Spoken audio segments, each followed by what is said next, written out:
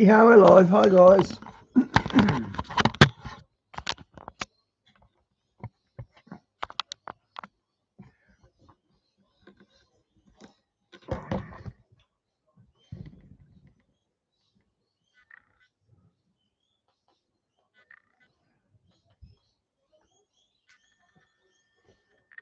To get started in data analytics, you don't need previous experience or a degree. The Google Data Analytics Certificate will I canceled my Midjourney subscription because this AI does everything I need. I can upload my own. That it was one way.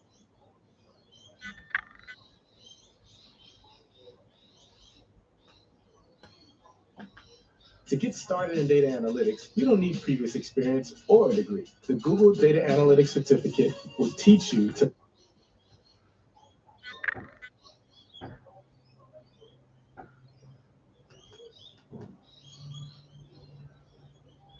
Come on.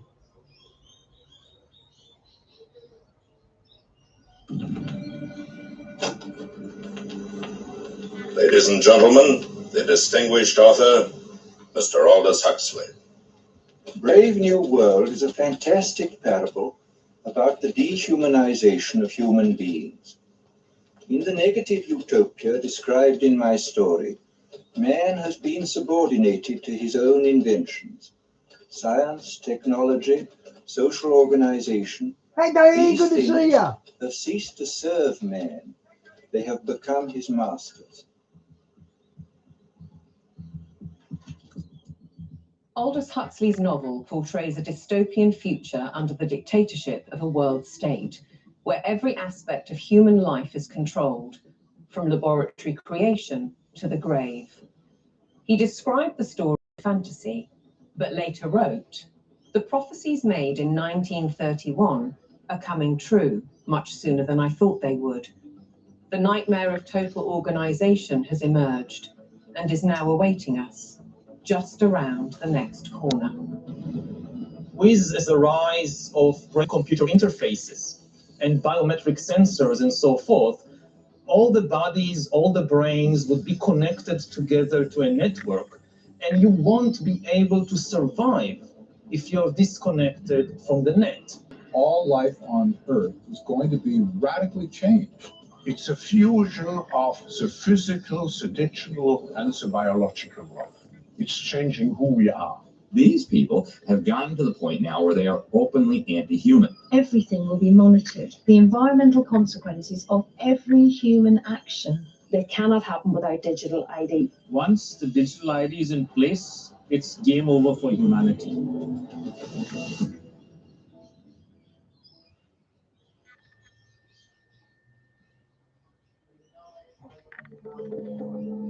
The ideology of a world dictated through science is deep-rooted. Almost a century ago, a movement was established in the United States, preaching that the population should be governed by an elite of selected experts, scientists, and academics, rather than democratically elected politicians. They called it technocracy. These engineers and scientists from Columbia University promoted what they thought was going to be the replacement for capitalism. This should be pretty interesting, Di, because they tried to do this in 2020, remember? They've made it 2025. And like the title says, I think it's tribulation. Free enterprise. It's not going to be price-based economic system. It's going to be based on resources and energy, control over energy. They thought that science was the answer for everything. They didn't have any spiritual bone at all. You know, they were very mechanistic in their thinking. The definition was clear. Technocracy is the science of social engineering, the scientific operation of the entire social mechanism to produce and distribute goods and services to the entire population. The movement was short-lived, but the principle never died. As we'll demonstrate, a stranglehold on policy and resources has always been the ambition of the powerful oligarchs behind many of today's world institutions. It seems to me that there's a very strong drift in the direction of globalization, of the ultimate centralization of control in the hands of unelected officials at supranational organizations. the lust to control other human beings is a story as old as time. They want all of the resources of the world in their pocket. They do not want you and me to have anything. It's in writing all over the World Economic Forum's website. By 2030, you will own nothing and be happy. That's an oxymoron. If you don't have anything in your name, you ain't going to be happy about it. The World Economic Forum may have called that infamous phrase a prediction, but it translates as a statement of intent on behalf of its global power brokers. The bigger picture is that an attempt is underway now to collapse liberal democracy and replace it with global technocracy. What I call an omni-war is now underway, which is to say that the transnational ruling class is literally, it's not a metaphor, is literally at war with the rest of humanity and has weaponized. Oh, accidentally bumped the remote. Okay, that mucks up. They don't believe how toxic this is. If you're still using a plastic or wooden cutting board, you need to hear this. I never post stuff like this. Weaponized everything that it can. This is a coup. They can remove the power from the parliament and the legislative branch and consolidate it into a monetary system which has complete control. That control is now entirely achievable because the would-be controllers finally have the tools to execute it. Total surveillance, artificial intelligence, digital IDs, and central bank digital currencies. The potential for social control is gigantic and potentially irreversible. What our experts are describing is a world commanded by an exclusive group of bankers and industrialists, affecting every aspect of our lives. What we eat, what we can buy, where we travel, where we live, and all bypassing democratically elected governments. You could be forgiven for thinking this is a grand conspiracy theory, but please consider this. The term conspiracy theory has become one of the most successful propaganda terms of all time in closing down discussion and debate. It's a thought-terminating cliche, but nevertheless, it's surprisingly effective when you try to calmly present evidence in a factual and reasoned manner. In this film, we will present evidence that the global takeover is not only possible, it's actually happening, and has been decades in the making. They plan to commandeer land, reduce farming, and radically change the food we eat, transform the supply of electricity, and then dictate how we use it, and replace currency with a system of credits under their control. It's a classic template to win the war, take control of food, of energy, and of money. And here's the key. All three strategies are built on the premise of a climate crisis caused by carbon dioxide, a gas that is actually vital for life on the planet. So what if the whole carbon narrative was one gargantuan lie? A political maneuver to establish their brave new world. A big lie is a lie which is told on such a scale that ordinary people simply would not imagine it to be possible. People with empathy can't fathom that a group of people would organize and engineer this kind of mass atrocity to get where they want to go. It should come as no surprise that financial kingpins are calling the shots. And it's certainly no conspiracy theory when banking executives spell out their intentions.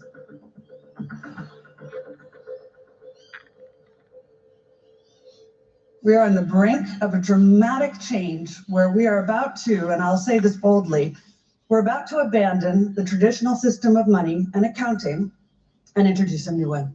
And the new accounting is what we call blockchain.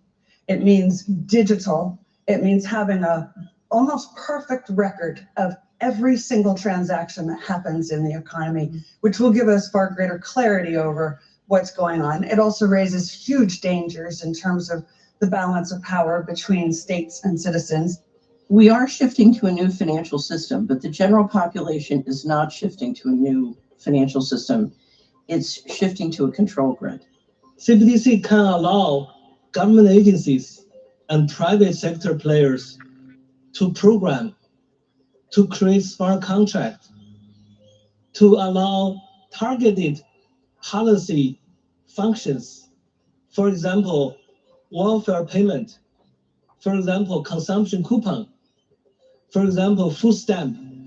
By programming CBDC, those money can be precisely targeted for what kind of people can own and what kind of use this money can be utilized. A key difference with the CBDC is that central bank will have absolute control on the rules and regulations, and also I think he's eating one too many burgers. we will have the technology to enforce that. They're saying we can control with rules. We don't need currency anymore. And so it's no longer a financial system or a currency system. It's purely a digital concentration camp. It's a slavery system. When Catherine Austin Fitts talks, we should listen. She's a former high-level investment banker in New York and held senior office in the first Bush administration in Washington. There may be 1,000 models of how it could work. But essentially, you will have, whether it's a banking account or a credit card, and it can be turned off and on. So my incentive system is not you go to work and work hard and you get money. My incentive system can be based on how you behaved in the last 5 minutes, you know, on a 24/7 basis. CBDCs, as the name suggests, would be issued by central banks like the Fed. Diane, the US is torn apart, isn't it? You have so many troubles there, it's amazing. Federal Reserve in America and the Bank of England, not by high street banks. They would signal the end of cash, and every transaction you make would be transparent and held on a permanent database. Crucially, under a net zero regime, your carbon footprint could be at the heart of the system. We're developing, through technology, an ability for consumers to measure their own carbon footprint. What does that mean? That's where are they traveling? How are they traveling? What are they eating? What are they consuming on the platform? So, individual carbon footprint tracker. This can be the infrastructure for a carbon credit system. It's totalitarian control, and if people don't become aware of it now, it's going to be too late to backtrack from this. It's a ratchet system where it's very difficult, if not impossible, to backtrack. But why is now the time for change? Because the system is in crisis. It entered crisis in 2019. Mark Carney, he talked quite openly about how the international monetary and financial system had entered profound crisis and was effectively on its last legs. If you study the history of how the central bankers designed technocracy, you know, essentially when they created the Fed, they said, look, this can't last forever. We're going to need, you know, at some point, somebody's going to get hip to this game. We're going to need another system. And I will say this because Hey, Talia, good to see you. I was born and bred to be a central banker. They plan ahead hundreds of years in advance. Predictably, the money brokers seem to hold all the cards. As a subtext, does the ruling class need to protect itself as artificial intelligence threatens mass unemployment? And what will happen to our existing assets if the banking system is collapsed and money disappears overnight? In an unknown future, one thing is certain. Digital IDs are essential to the project. If they become compulsory, data on every detail of our lives will be monitored, stored, and monetized. Nothing, but nothing, would be private. For younger people, often it's the case that they like technology, they're completely au fait with it, they enjoy it. So they don't see the dangers that technology can bring because, like a drug dealer does, you feed people, you know, low levels of drug where it's all fun. And then later, when you have them addicted, you feed the hard stuff and that destroys their life. So in a similar way, all of this technology is currently pretty much nice. But when the central bank digital currency comes in and the control comes in and the censorship systems, then the younger people will realize all too late in many cases that they've walked themselves into a trap.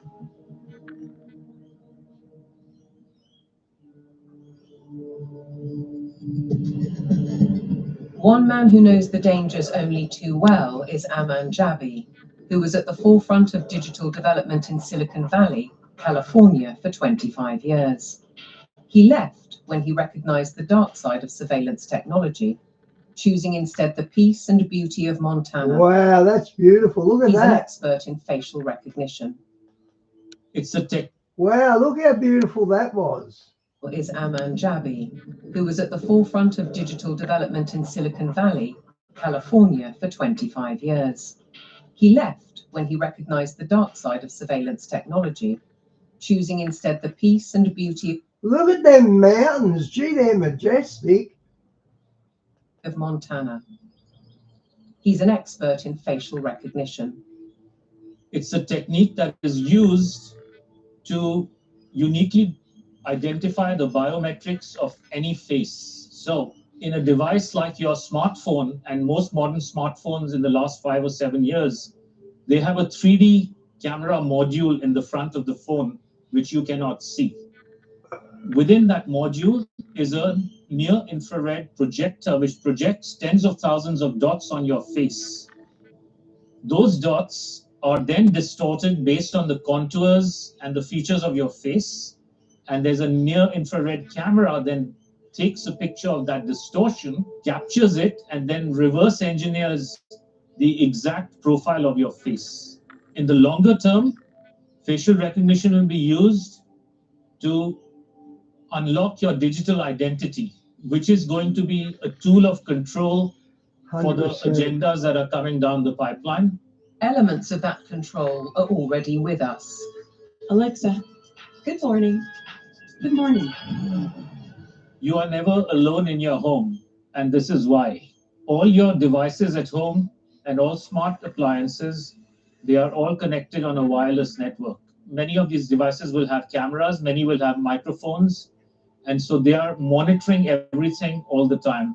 Your smart appliances are communicating with the smart meter and sending it real-time usage data. If there's a Ring camera also in your home, a mesh network is formed, and all your devices are being tracked within the home, its location, its usage, and all the data is going to Amazon servers. When you leave your home, all modern vehicles are connected to the internet, so your automobile is being tracked all the time. When you're going under a string of smart LED poles and smart LED lights on the highway and in the streets of your towns and cities, those form a wireless network and are tracking your vehicle. They're tracking all the devices on you, from smartphones to smartwatches when you're walking on the streets. So data is being collected 24/7 continuously on every human being whenever you are within these wireless networks. And it's obviously not good for health also because of all the electromagnetic radiation. In the long term, the plan is to pretty much lock up humanity in smart cities, which is kind of a superset of a 15-minute city. They've sold all the state and local governments and countries that smart cities are about sustainability and the good of the city. But in reality, the language from the UN and WEF and their white papers is all inverted. So their monitoring is really about limiting mobility and no car ownership. Right? Surveillance, control via LED grid is why the smart lighting is there. Water management is about water rationing, noise pollution is about speed surveillance, traffic monitoring is about limiting mobility, and then, of course, energy conservation is all about rationing heat, electricity, and gasoline.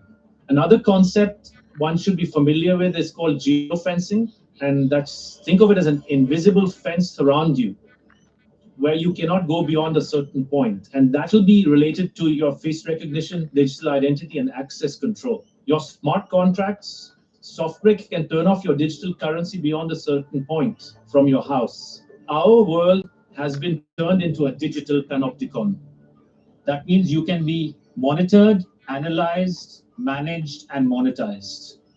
Surveillance capitalists are already making billions of dollars selling our information to big corporations. because this kind of detailed knowledge enables them to predict and influence our behavior. Worse, our children are being exploited. There are a lot of board games and other games that are already in the market and have been for over 2 years that have cameras inside and underneath these LED screens that are observing and scoring and emotionally calibrating the faces of all the children.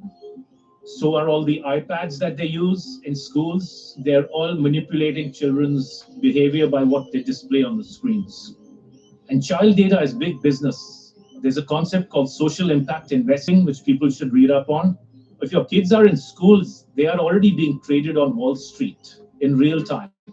They can bet on groups of kids, whether they're going to be successful or not, whether they're going to become computer scientists or environmental engineers. So children have become essentially a commodity and have been for years with this system.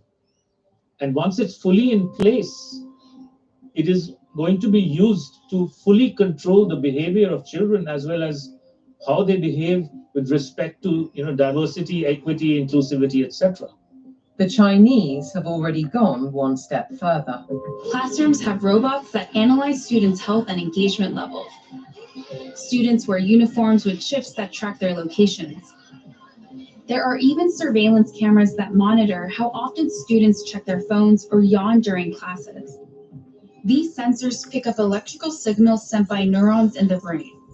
The neural data is then sent in real time to the teacher's computer. We've been drawn into this digital spy network in the name of convenience, connectivity, safety, and especially entertainment. The 3D world of cyberspace creates virtual lives that are often more exciting than reality. Why is this technology being developed? It's all for the culmination of... Diane, I wouldn't like his music anyway. I don't like the modern Christian music. I like the old Down by the River and all them sort of songs. I don't like the modern Christian era. I don't like their music. This digital prison from which there will be no escape after all the switches are turned on. The critical switch would be the introduction of those digital IDs and central bank financial control, a world of zero trust. Zero trust is based on a simple principle: never trust, always verify.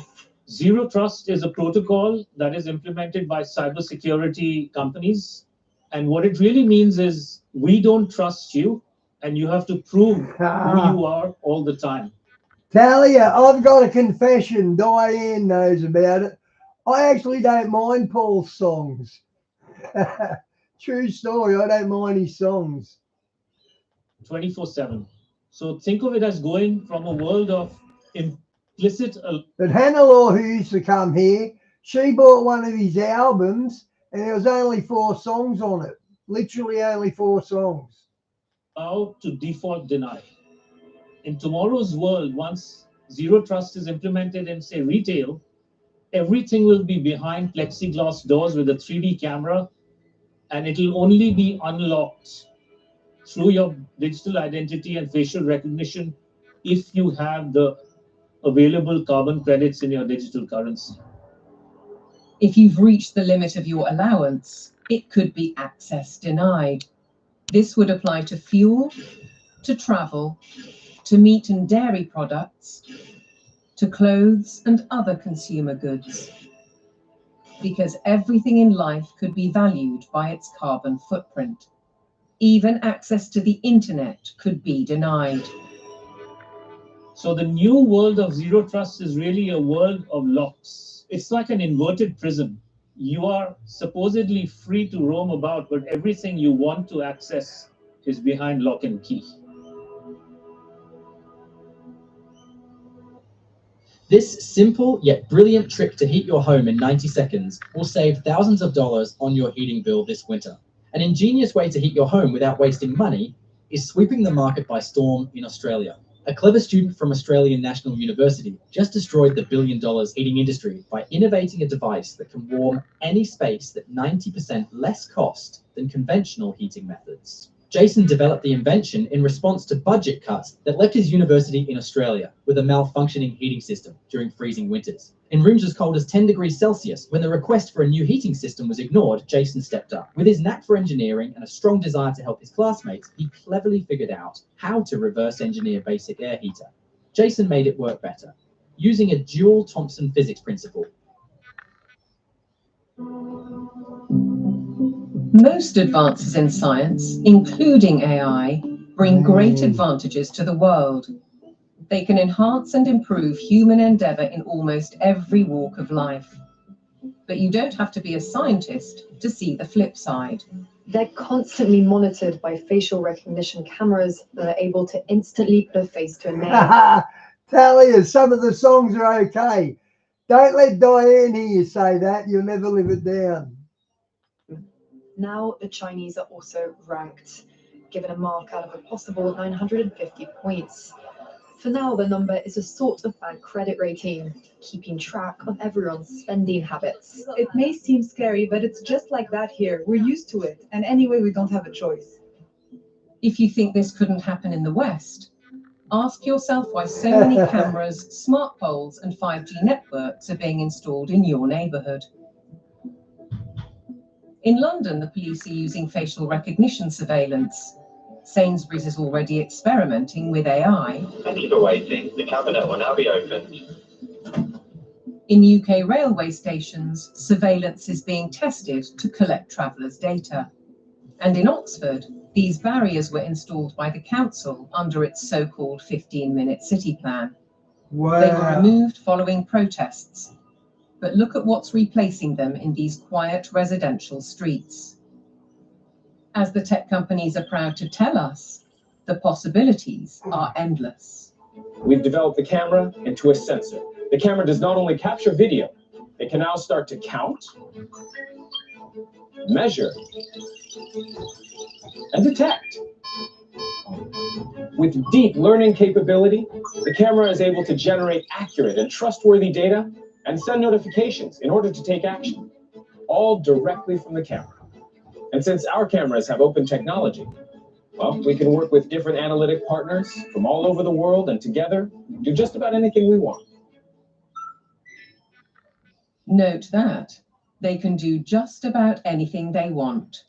Digital technologies mainly have an analytical power. Now we go into a predictive power. But since the next step could be to go into a prescriptive mode, which means you do not even have to have elections anymore.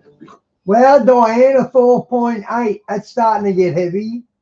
Because we know what the result will be. Ultimately, we're facing manipulation by the system. A world where instead of us using technology, technology is using us.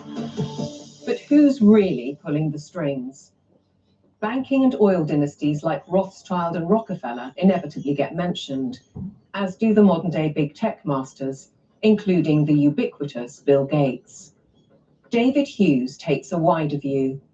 It's those who own the means of production, who are capable of magicking money out of thin air, who control the media, and all of the other means of production, which have now been weaponized against the rest of the global population.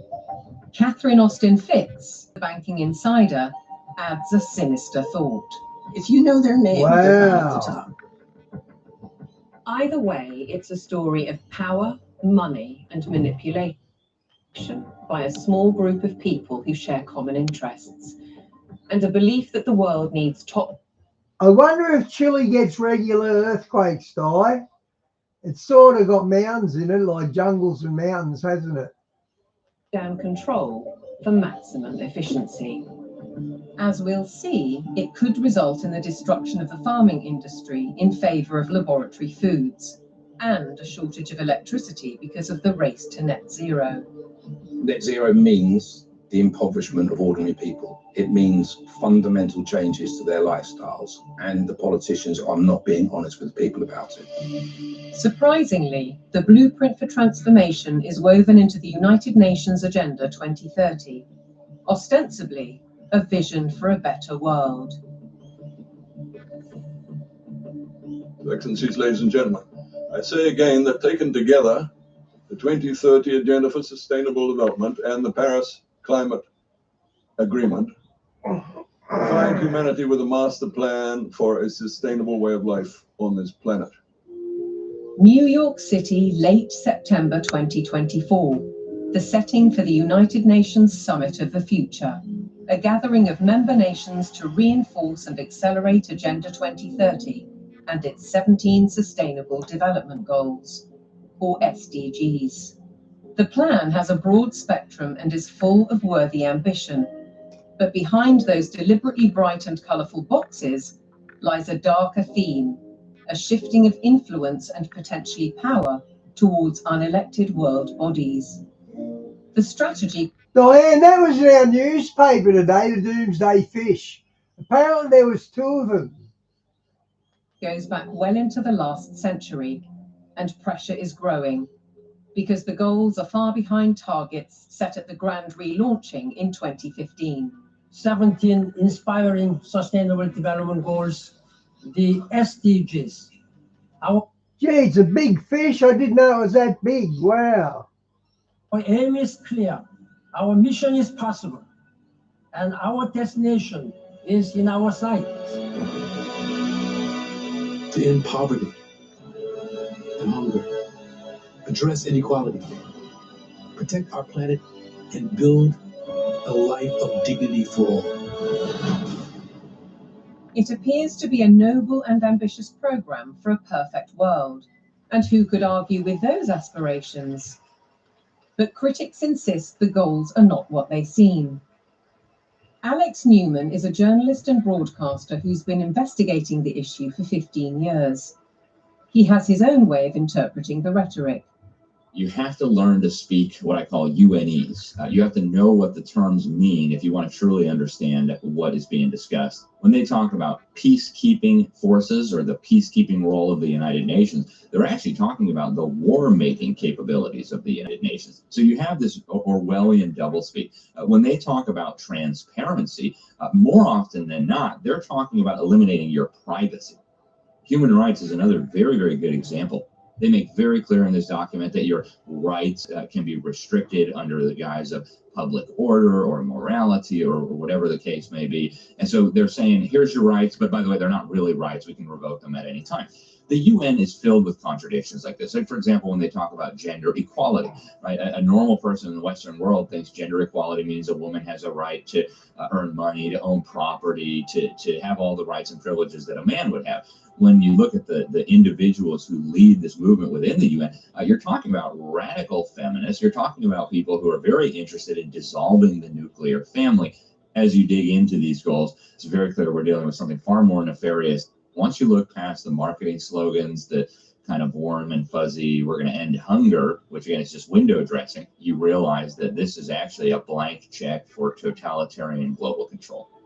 Author and campaigner, the late Rosa Koire, called out the plan more than a decade ago.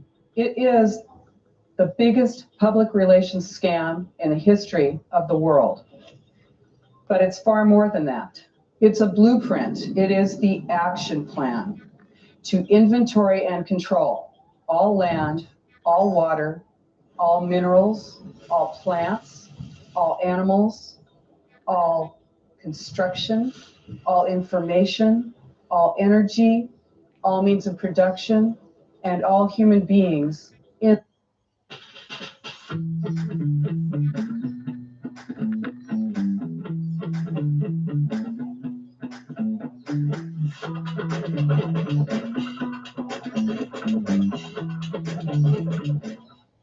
Watch what olives do to your body. Olive. They're actually a great source of fiber, which feeds you friendly bacteria. Except please avoid the one with in the world. What can be measured can be managed and ultimately monetized. In fact, a study at Yale University has calculated that the natural assets of the world are worth Talia, I haven't heard of that. $5 quadrillion. Is this the basis of the new world monetary system? And is it the deep underlying reason for the United Nations project to rewild 50% of the Earth by 2050. They talk a lot about biodiversity. They want you to think like, oh, we're going to preserve the toucans and the parrots and the whatever lizards. But when you actually dig into this, what they're talking about is creating, and they're working on it now, an international database with virtually all of the genetic material of all of the species on the planet. And then they want to start Bill Gates, ultimately, and his buddies want to end up in total control over all life on the planet. It's no coincidence then that Bill Gates has become the largest private landowner in America while planning to build smart cities in which to corral the general population. What is indisputable is that the oligarchs of global business are embedded in United Nations policy. They don't care about the planet. They care about getting in. Finance goes to where it gets the greatest return. There's a move into the green finance. It's all about profit. It's not about the planet. This is not conjecture.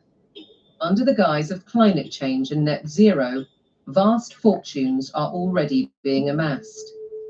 Take carbon exchange markets. Companies emitting excess carbon dioxide can buy credits from businesses that are carbon negative. But increasingly, many are paying a high price to offset their emissions against land schemes. Grasslands, forests, conservation projects, and so on. Some legitimate, others not so. Either way, the brokers and middlemen get rich, while having no impact on actual carbon emissions. We've also seen the emergence of natural asset companies, whose name says it all. They identify the asset and then issue shares in that asset out of thin air, essentially. And they can sell it to financial institutions, asset managers, sovereign wealth funds. And then they go public and have an IPO, and that funding is, they say, meant to preserve the natural asset. But elsewhere, they say that their main purpose, like so much else, is to generate profit for shareholders. It has nothing to do with preserving the environment. That is literally just the talking point they think will stick and sell. We're all in it together. We got to save the planet. So let's allow the bankers to create a new racket that makes the natural world collateral. So if everything in nature is to be traded on financial markets, setting a value on the land we walk on and the air we breathe, why do we, the public, have no say? There's no route that an ordinary person can take to make a representation to United Nations. So it's fundamentally undemocratic. What it has done is build relationships with billionaires. Right from the start, the rich and powerful have enjoyed undue influence in the UN's inner sanctum.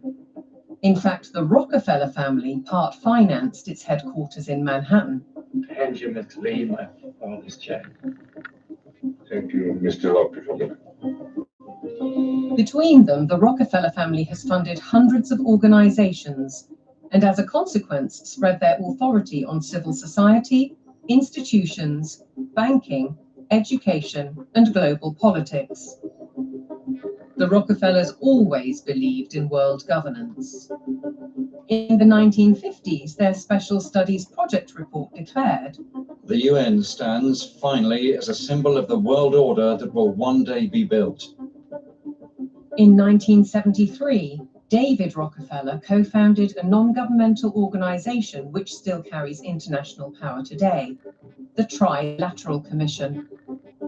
Its stated objectives revived technocracy and in turn planted the seeds of the UN's Sustainable Development Agenda. They said at the time that they were going to create a new international economic order. It was all over the literature.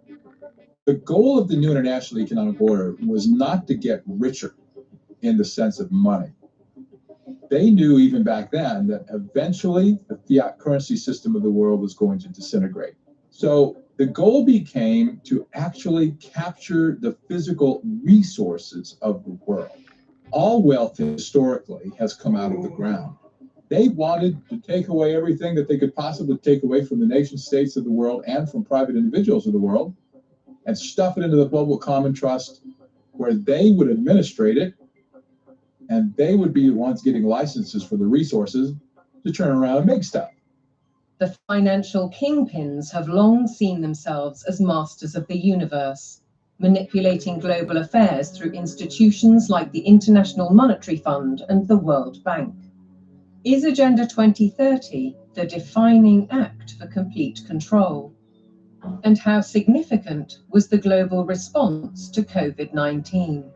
As the world builds back from COVID-19, we have a once-in-a-lifetime opportunity to make investments that will strengthen the economy and improve public health and fight climate change for generations to come. One might ask why the UN needs a multi-billionaire finance and media player as a special envoy, or why Mark Carney, the former governor of the Bank of England, who called for a new global monetary system, is the UN's special envoy for climate action and finance.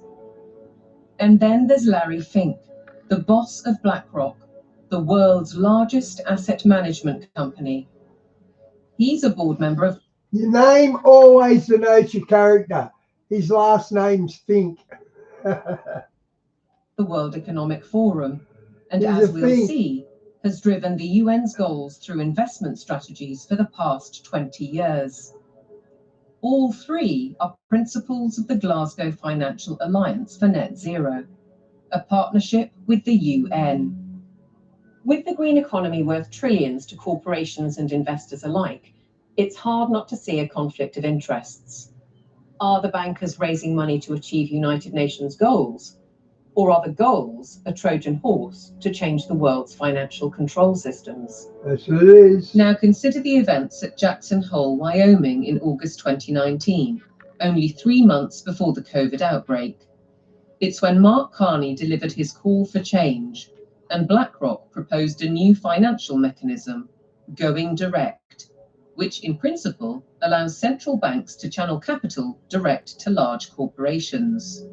So the central bankers got together in 2019, the G7 central bankers, and voted on the Going Direct Reset. And the Going Direct Reset, of which the COVID operation was part of it, has done a phenomenally excellent job of massively consolidating capital into central control. If you look at the COVID operation from a financial standpoint, it was absolutely clear that it was one way you balance the books. It worked. The major corporations like Amazon and others were allowed to continue business. Meanwhile, other businesses, particularly small and medium-sized entities, were deemed to be, quote, inessential. Many of them were put out of business. And so what we saw was a global wealth transfer of a reported $3.3 trillion from the working classes and the middle classes to this kind of super rich billionaire brigade. The people who ran the operation made an absolute fortune. It was economically, as a taking, it was a huge taking. And that included billions of pounds of taxpayers' money going to pharmaceutical firms for so-called vaccines. Whatever the truth around COVID, Dr. Hughes says the response deployed dangerous elements of social control, what he calls weaponized deception. We see techniques of shock and awe being applied through the lockdowns, techniques of isolation, making reality seem strange and threatening. All of this helps to depattern the mind. These are all well-known military tactics. Look them in the eyes and tell them you're doing all you can to stop the spread of COVID-19. Stay home, protect the NHS, save lives. These are, in fact, very nasty and very vicious techniques which were deployed against the public of multiple countries at once.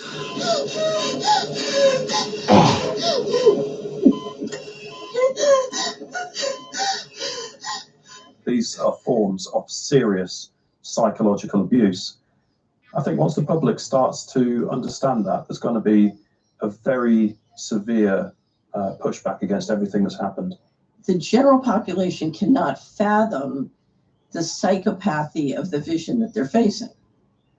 So they can't fathom that a group of people would organize and engineer this kind of mass atrocity to get where they want to go. Be aware then of the World Health Organization, the UN's most powerful agency.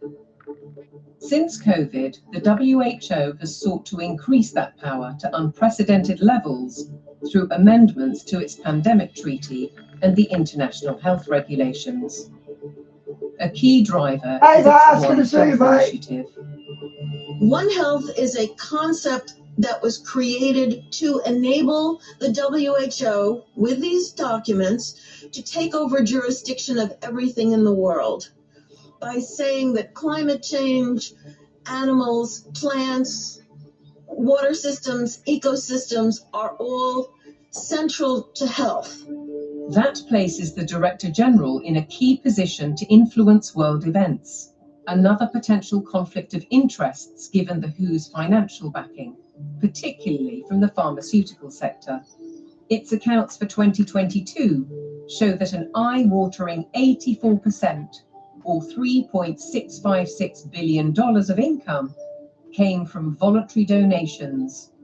The top 4 sources of these donations included the Bill and Melinda Gates Foundation and Gavi, a public-private vaccine alliance also heavily supported by Gates. People see the WHO as a benign organization, and there are still areas where the WHO does useful stuff.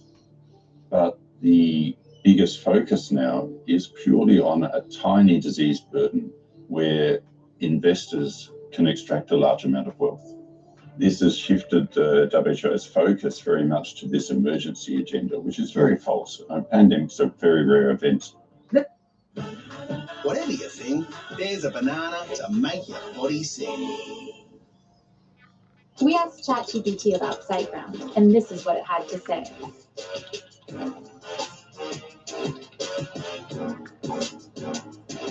Good, better, SiteGround. Want a new career but don't have experience? Prior to the Google UX design certificate, I didn't have any experience in UX design at all. Iconic Europe. 17 days, just 4749, including flights with Holiday Max. Experience the very best of 7 countries. This is why we now have a WHO that promotes vaccines all the time, because that's what the money is coming in to support. So instead of being a World Health Organization, we have a World Vaccine Organization, and that seems to be the only thing they're touting. What's in the treaty has got nothing to do with health. It's a business deal focused on the most profitable business imaginable, pandemic profiteering. The other part of it, they're setting up a huge surveillance network. We're talking about $31 billion a year. They have to surveil for variants of viruses, and they will find them. They just have to decide there's a threat, not even a real harm. Experts are preparing for what is known as Disease X, or the next pandemic virus. They're creating a supranational, self-perpetuating pandemic industry. The latest scare is monkeypox, renamed Mpox, a disease highly unlikely to affect the general population. Nevertheless, the WHO has acted. The emergency committee met and advised me that, in its view, the situation constitutes a public health emergency of international concern. If you get to declare the emergency and then profit from it, there's a big problem, isn't there? It's essentially a build-out of big pharma, and the WHO is essentially looking to be their marketing and distribution arm worldwide.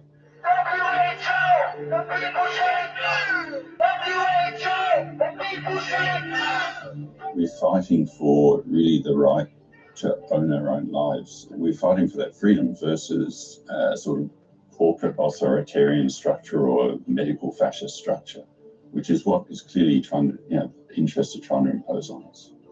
Changes to the WHO's regulations are expected to be voted through in the coming months. As we speak, the UK government is fully behind them. Meanwhile, in common with many other global institutions, the WHO tries to silence criticism and dissent, branding it misinformation. The science, it says, is settled. Digital platforms are being misused to subvert science and spread disinformation and hate to billions of people. This clear and present global threat demands clear and coordinated global action.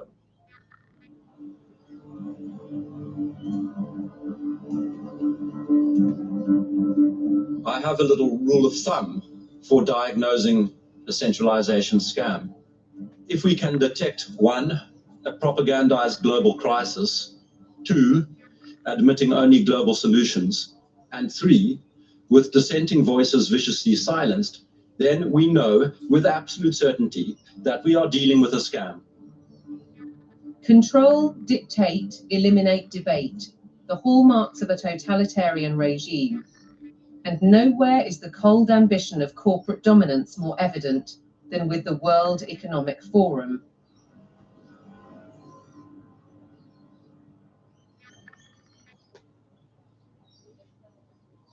Klaus Schwab founded the WEF in 1971. His mentor was Henry Kissinger, statesman, political shaper, and close confidant of the Rockefellers. The organization now employs 800 people and has programs in business, academia, and in training future global leaders. It's far more than its famous annual meeting in Davos. Over the last 50 years, the World Economic Forum has blossomed into an enormously influential organization with all of the major corporations as stakeholders or trustees and all funding the world. I was just looking at my save videos to see what I got next. But this is pretty comprehensive. It's a little bit dry with all its terminology, but it is pretty interesting. World Economic Forum to ultimately fund the UN World Government Plans and Agenda 2030.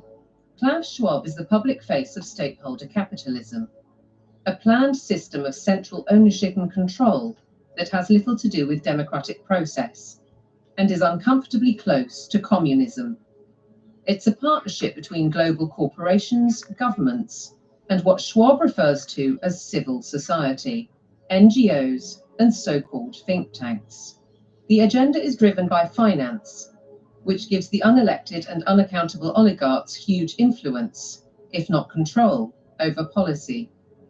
The UK's Prime Minister, himself a one-time member of the Trilateral Commission, has already declared his interest. You have to choose now between Davos or Westminster. Davos. Why? Because Westminster is too constrained, and it's closed, and we're not having meaning. Once you get out of Westminster, whether it's Davos or anywhere else, you actually engage with people that you can see working with in the future. Westminster is just a tribal shouting place. Starmer seems to forget that he is elected by the people, to serve the people through Parliament. That's his democratic duty. And while he refuses to listen to our farmers, he entertains the globalists in Downing Street and publicly doubles down on his philosophy. I'm determined to deliver growth, create wealth, and put more money in people's pockets. This can only be achieved by working in partnership with leading businesses like BlackRock to capitalize on the UK's position as a world-leading hub for investment. To underline the influence of non-elected, unaccountable policy drivers, consider this document from 2004. It was commissioned by the UN and produced by financial institutions, including the World Bank. It cited research by the WEF. The result was the... Okay, guys, this is getting a little bit stale and boring. I might try and find something else. Taking a sec. Emergence of environmental, social, and governance metrics. ESGs. ESG is an attempt to turn financial power into governance without going through the democratic process, without the normal process of making law. ESGs allow major asset management companies such as BlackRock to impose ideologies on businesses and consumers across the world through their investment strategies. BlackRock's billionaire chairman and CEO, Larry Fink, also a board member of the WEF, remember, is clear. You have to force behaviors. If you don't force behaviors, whether it's gender or race or just any way you want to say the composition of your team, you're going to be impacted. Now we get ethics, green ethics, racial ethics, gender ethics, driving corporate decisions about who may have money, what they may use their money for, and how they're going to behave in society and what they're going to do with it. This is a new form of political power that isn't accountable, isn't transparent, and it isn't democratic. We, the public, are being manipulated. Our lifestyles, our culture, and our future, be it through forced woke ideologies, intrusive technologies, so-called pandemics, censorship, or information which is too often propaganda. Your compliance is vital to the agenda. To impose global solutions, the leadership needs you to believe in global problems. Climate change is here, it is terrifying, and it is just the beginning. The era of global warming has ended, the era of global boiling has arrived. This stuff is so fantastically stupid. It's hard to believe that they're doing it. Okay, I might stick with this because it's starting to get good now. There is no climate emergency. That is a total scam. If they came out and said, hey, we want to destroy your economy, we want to destroy the middle class of your country, and then ultimately we want to make you a slave to a one world government, it just wouldn't be as appealing as saying we're trying to save the planet for future generations.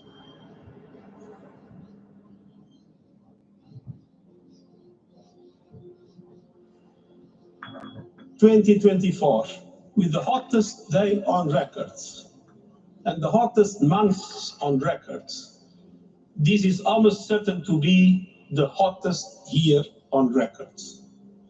And the masterclass in climate destruction." There is climate change, but not to the extent they make out, and it's not caused by man. When a volcano blows, in 1 hour, it releases more carbon dioxide than the whole of mankind since they invented motor cars. Just in 1 hour, they cause more pollution than all of man's motor cars put together for 120 years. Such as that are amplified by emotional footage from all over the world. But is any of it true?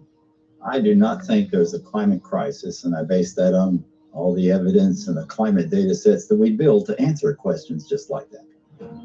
We actually use satellites to monitor the global temperature, the true global temperature of the atmosphere, and we find there is a rise. It's about 1.5 degrees per century, which is certainly something that's manageable and the Earth has seen before. Compared to the 19th century, which was about the coolest century in the past 10,000 years, we're warmer, but we're about the same as we were 1,000 years ago, and certainly cooler than we were about 5,000 to 8,000 years ago. John Christie is a highly regarded climate scientist who developed the measurement of accurate temperature records using satellites. His evidence is critically inconvenient to the climate change industry. I'm not popular in most of the climate community, that's for sure, because much of the climate community depends on climate model results. Tens and hundreds of millions of dollars have gone into that industry of climate modeling, and I showed, well, you folks have failed. But yet they prop up the entire political world that tends to support this. In 2017, I came to work and there were 7 bullet holes in our office suite. And so some people are pretty upset that the evidence that we build and show that can stand the test of time and can stand up to cross-examination is just not going along with their issues and their desires. So let's consider these statistics on the Earth's atmosphere. 78% is nitrogen, 21% oxygen. Other gases make up less than 1%, and carbon dioxide accounts for a mere 0.04%, the majority of which is natural. Can man-made CO2 really be a problem? Roy Spencer and I are going on the assumption that all the warming that you see is due to carbon dioxide emissions. And so we find that that's a pretty modest warming. But see, that's a big assumption. Mother Nature is able to warm up the planet without extra CO2. And so we are just saying the worst case scenario is this warming of about 1.5 degrees. And that's certainly not a catastrophe at all. On the contrary, carbon dioxide is vital for the world's survival. The greater the concentration, the better plants grow. In fact, according to NASA figures, the world has become 14% greener in the last 40 years. During the last cool period before industrialization, let's say 200 years ago or so, it was below 300 parts per million. And during the ice ages, it was even lower. And that's a dangerous level because plants struggle to survive when the CO2 is at a low level. And so the biosphere becomes less diverse and less available to support the animal life. So low CO2 is not good for the planet as a whole. Where is the logic then behind the UK's decision to spend £22 billion on facilities to capture carbon? The greatest controversy of all revolves around readings from ice cores. CO2 levels can be measured in bubbles of air trapped in ice thousands of years ago. By aligning this to temperatures, scientists have argued that carbon dioxide is the cause of global warming. However, closer inspection leads to the opposite conclusion. Once the temperature starts to rise, you will see the carbon dioxide rise about 500 to 1,000 years after. So the CO2 actually lags the temperature changes. But what of the extreme weather events, which are increasing and driven by climate change, according to everyone from the top of the United Nations down? Professor Christie says there is no data to support those claims. What we find is that virtually every one of these claims is false. The extremes are not increasing. Hurricanes are not increasing in intensity or frequency. Same with tornadoes or thunderstorms or floods or droughts. It's just going along like it always has with the natural variability. Why aren't we looking at the surface data sets that are constantly adjusted upwards? Why aren't we looking at the 40.3 record at Commsby, which the Met Office is very proud of, on July the 19th in 2022? And when we did a freedom of information request at the Daily Skeptic, we found that there were 3 Typhoon jets landing on a runway next to the measuring device, because Commsby, as they call it, is actually RAF Commsby. It's a military airport. The temperature lasted for 60 seconds. Sticking a thermometer up the backside of the jet aircraft is not probably scientifically the best place that you can sort of determine temperature measurement, particularly when you then morph it into a global database, which the Met Office has, and then tell dear old Antonio Gutierrez that the globe is boiling. The whole thing is junk. How we came to the point where we think that we're going to prevent bad weather from happening by eliminating fossil fuels is just about the most nonsensical, illogical thing that I can imagine. Yeah. And the whole world is caught up in this nonsense. So how did the carbon story take hold? Meet the man who invented climate change, according to the Telegraph. His name? Maurice Strong, an oil tycoon, a Rockefeller associate, and a man with an extraordinary talent for moving between high finance, politics, and the United Nations. Strong was a member of the highly influential Club of Rome, an institution formed in 1968 at a Rockefeller property on Lake Como in Italy. A group of scientists, academics, and industrialists discussed what they saw as an urgent crisis: the impact of human activity on the planet. I don't think we can sustain current growth trends much beyond, say, the lives of children who are being born today. To prove the thesis, they commissioned computer modeling at the Massachusetts Institute of Technology. This research laid the foundations for an agenda that's persisted for over 50 years. Cut use of autos, use less electric power, have fewer children, limit growth. All of this was fueling this ideology that there's too many people on the planet, there's not enough resources, and that something has to be done. The natural world in which man lives and on which he depends is indeed deteriorating, is being destroyed in many instances, at a rate that is accelerating and that can only continue to accelerate unless we begin to control the activities that are having this destructive impact. In 1975, the Club of Rome published a second report, Mankind at the Turning Point. The lead quotation was telling. The world has cancer, and the cancer is man. The report concluded, The solution of these crises can be developed only in a global context with full and explicit recognition of the emerging world system, a new world economic order, and a global resources allocation system.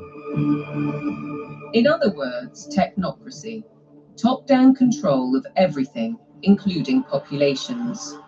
But if that was the solution, a worldwide problem was required. Climate change provided the answer, as admitted in a later Club of Rome document. This is the quote from page 115. In searching for a new enemy to unite us, we came up with the idea that pollution, the threat of global warming, water shortages, famine, and the like would fit the bill.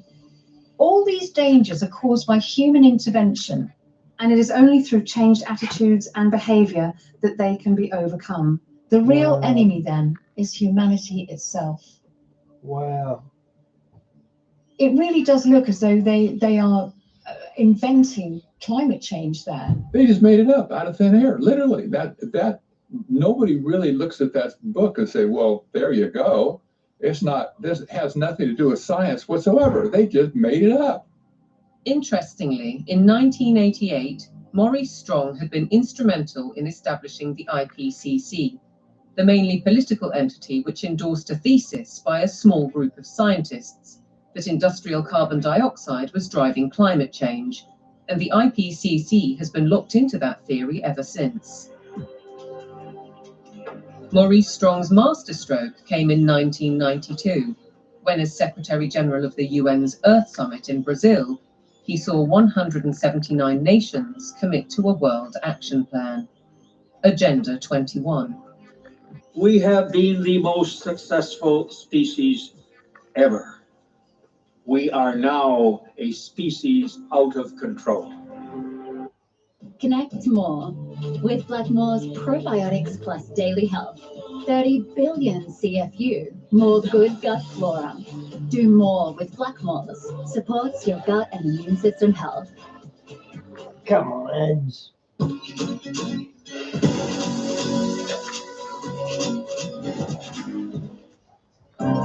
Is it dessert, then dessert?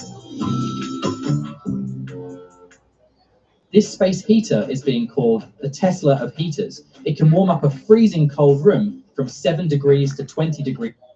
Nobody would question the need for a cleaner environment and the protection of nature.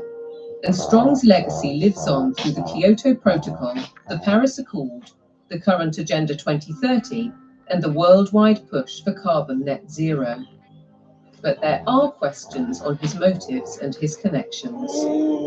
He was behind the first financial carbon market and a founding director of the World Economic Forum. Surely a conflict of interests with his involvement in the IPCC. A skeptic might ask why nearly all research grants in almost 40 years have gone on developing IPCC carbon dioxide theories, while anyone who raises questions is ridiculed, cancelled, or has their career stalled. Funding for someone who wants to determine the natural variability of the climate system as an explanation for what has happened is just not there. I mean, the government is very clear that they want a catastrophic story. There is no single science paper that proves conclusively that humans control all or most of the global climate. If there was, you wouldn't hear the last of it. Instead, we get this call to authority to the IPCC, the United Nations Panel on Climate Change. Many more scientists and academics are speaking out against the IPCC. Almost 2,000 have signed a declaration stating that there is no climate emergency, including Nobel Prize winner Professor John Clauser, who wrote, The popular narrative about climate change reflects a dangerous corruption of science that threatens the world's economy and the well-being of billions of people.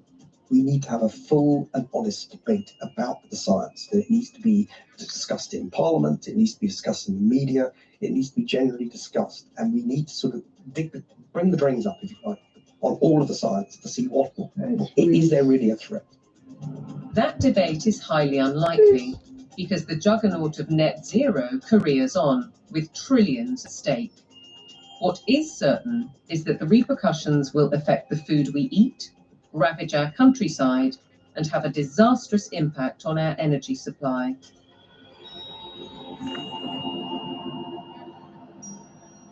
Yeah, Vas, I'm not big on pork. I like crackling and bacon, but I don't like pork itself. If you cannot set a credible course for net zero with 2025 and 2030 targets covering all your operations, you should not be in business. Well, net zero is insanity. It's pure insanity. I mean, the idea that you can remove 85% of the world's energy, which comes from hydrocarbons, within less than 30 years and replace it with the sunbeams and the breezes. It shows a complete lack of economics, societal effects. It shows a simple lack of the progress that we've made over 300 years. Nevertheless, net zero is enshrined in UK law, with the government passing the Climate Change Act in 2008. A 100% reduction in emissions by 2050 from 1990 levels was included later in a strategy document. But experts argue that the policy is fatally flawed. Europe's mad dash towards net zero is effectively economic suicide. Politicians are purposely impoverishing ordinary people, purposely deindustrializing Europe, where companies are forced to move to countries where they have access to cheap energy, whether it's the US who frack and therefore have cheap gas, or whether it's to China, which is still predominantly producing from non-renewable, especially coal. It is literal economic suicide. China continues to open new coal-fired power stations to drive the factories that manufacture wind turbines and solar panels, which are then sold to the West. As a result, China emits almost 30% of global greenhouse gases, while the UK is responsible for less than 1%. In essence, carbon emissions are merely transferred to another part of the planet, and while China gets richer, UK households face a bleak and expensive future. What it will effectively do is price ordinary people out of having access to electricity at a time they want, at a price they can afford. The core problem is that neither the infrastructure nor the technology exist to provide a constant supply of electricity. The proportion of time that solar actually generates electricity is actually 9% in the UK. That means that for 90% of the time, solar doesn't generate the average amount of electricity that its capacity can generate. For onshore wind, it's about 20 to 40%, and for offshore wind, it's about 30 to 50%. So that means by definition, you always have periods of time where renewables aren't producing electricity, but there is demand for electricity. As we'll hear, the net result is that supply will be rationed. Reality, though, seems not to concern the activists.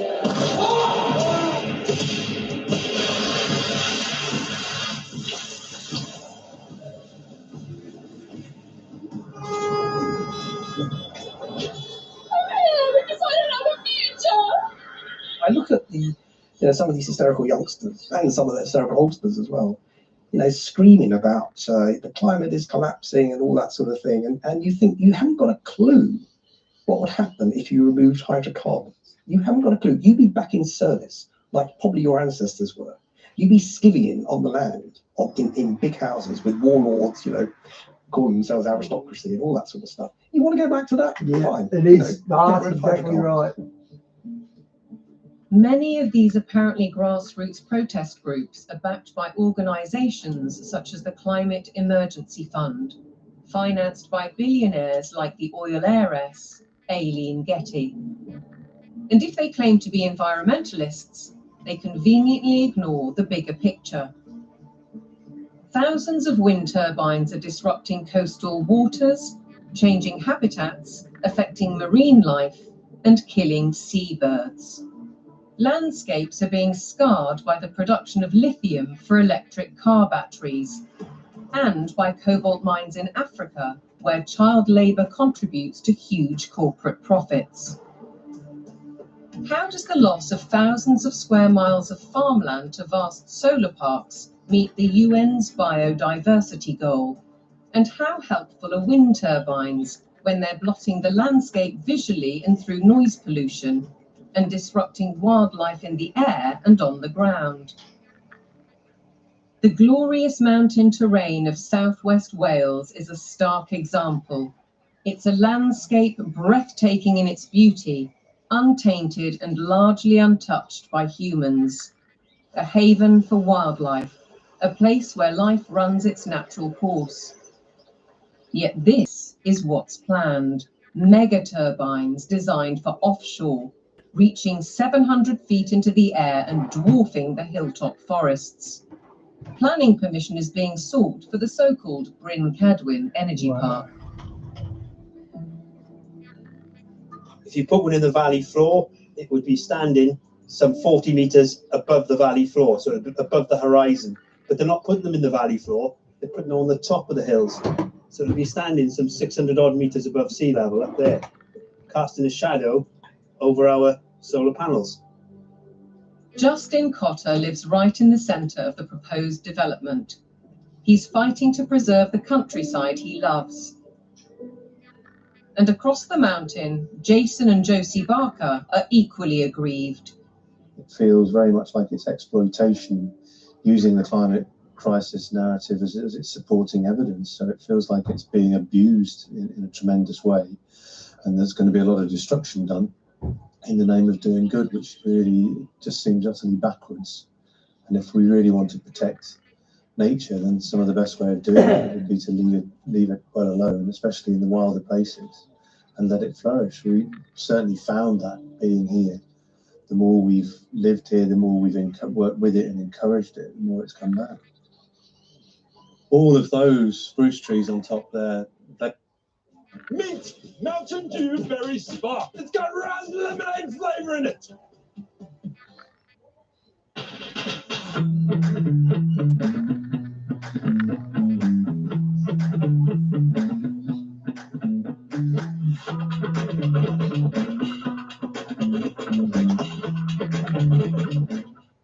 To get started in data analytics, you don't need previous experience or a degree. The Google Data Analytics Certificate will teach you to code in R, to code in SQL, data visualization, and learning how to problem solve like an analyst. Wow. At the end of the day, being a data analyst is about communication. It's the #1 soft skill that you'll pick up. And so, Well, that's that link about the slit.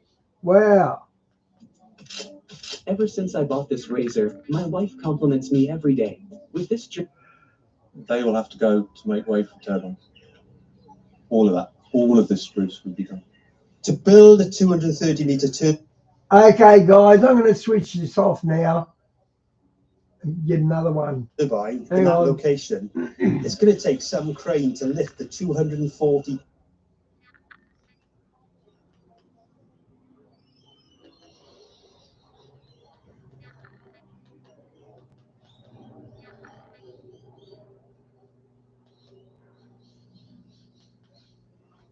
Prophecy Club, okay, here it is. We've been talking about it.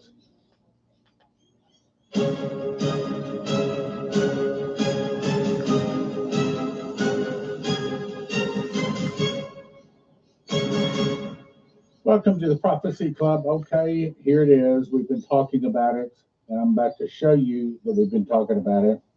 So yes, there is prophecy that says that the Chinese will poison our waters, perhaps our food too, but the topic is prophecy. Chinese caused food shortages. So this was in the news today, and I'm going to show you it's also in prophecy. Now, before we get started, I don't want to have to do promo codes and all that sort of stuff, but I say I have to. Try to get away from it. I got to use all the help I can get this thing rolling. So we are having a prophecy healing deliverance conference coming up September 11th through the 14th. You can find out all about it by going to prophecyclub.com. Click the Prophecy Healing and Deliverance Conference tab, and that will tell you all about it. Also, if you are looking for gold and silver, some kind of precious metals, we'll send you the 800, 200 gold, especially if you have an IRA or 401k. Go there, just say, hey, am I okay? And let them see if you're okay. Okay. So here's the big thing. FBI arrests 2 Chinese University of Michigan visiting scholars, charges her and her boyfriend with trying to smuggle biological pathogen used for targeting crops. I'll show you. We were told, we were warned about this. Targeting crops in the United States. 34-year-old Zhang Yi, a female Chinese research fellow in the Molecular, Cellular, and Developmental Biology Department in the University of Michigan, was arrested by federal agents and charged with attempting to smuggle a biological pathogen in the United States. Now, they're about to say, oh, we just wanted to experiment with it. Okay, so let me put it in a different context. If they had been carrying a nuclear bomb and they said, oh, well, we just wanted to experiment with it, then why are you bringing a weapon into America? If they were to carry a bazooka or if they were to carry an automatic weapon, all of those could be used to attack our nation, and this could be also. There's more. Investigators say the substance is classified as a potential agricultural, I'll show you in prophecy, agricultural terrorism weapon capable of causing billions of dollars in damage to food crops. But when they're saying damage to food crops, what are they saying? They're saying taking away our food supplies. And right now, China is not too happy with America. Does it sound like that might be their real motive? It might be. According to unsealed federal records, this 33-year-old research fellow pledged allegiance to the Chinese Communist Party and was working with her boyfriend to smuggle Fusarium graminearum, a deadly fungus, in the United States. And this causes head blight, a disease affecting wheat, barley, maize, and rice. In other words, with this, they could shut off a lot of our food supply, as prophecies have warned us. Its toxins also cause vomiting, liver damage, and reproductive defects in humans and livestock. In other words, they go sprinkle this around, they do some air sprays in this, or if they put it into our water supply, yeah, a lot of people could start dying, or they could start starving to death. According to the Detroit News, the charges against the Chinese couple are conspiracy to defraud the U.S., smuggling, making false statements into investigators, and visa fraud. And these guys are facing up to 20 years in federal prison. And they say, do you seek to engage espionage, sabotage, export control violations, any other illegal activity while in the United States? And on their form, they said no. But during the inspection, an officer found a hidden note in Chinese and a round piece of filter paper and 4 baggies, I'll show you a picture, filled with small clumps of reddish plant material. Well, they checked them, and guess what? This could kill millions of Americans by killing our foodstuffs, and who knows, maybe it can be put in the water supply too. So this guy lied when he is asked questions about this material, according to the court filing, saying someone, must have just put them in my bag. Okay, that tells us when they start lying that they had alternative motives. If they'd have just said, yeah, sure, we got it. We're claiming it. We're bringing it in for test purposes. They didn't do that. They started lying. So that tells you that they had a heart of larceny, a heart to do bad things. And he actually acknowledged that the materials were different strains of this pathogen, Fusarium graminearum, however you say it. He made false statements to CBP officers about the purpose of his visit to the United States and his knowledge of the existence of biological pathogen in his possession, and he brought the pathogen into the United States so that he could conduct research on it at a laboratory in university. Well, why can't he do that research in China? They do that in China. What screams at me is they didn't bring it into research. What screams at me is they brought it in to do a lot of damage. I mean, how come the Chinese are buying so much land right next to American military installations? To me, okay, and they're not the only two China would have sent in with those funguses. Surely they sent other agents in as well, because they wouldn't put all their money on the one couple. I think China is getting ready to attack America. So do I. Electronic evidence shows that this. So do I. I think China's going to attack America, or at least Taiwan. This guy had been involved in smuggling packages of biological material in the United States on prior occasions too. So it's not his first time to do this. In other words, he's not just a nice guy, just going to experiment on it.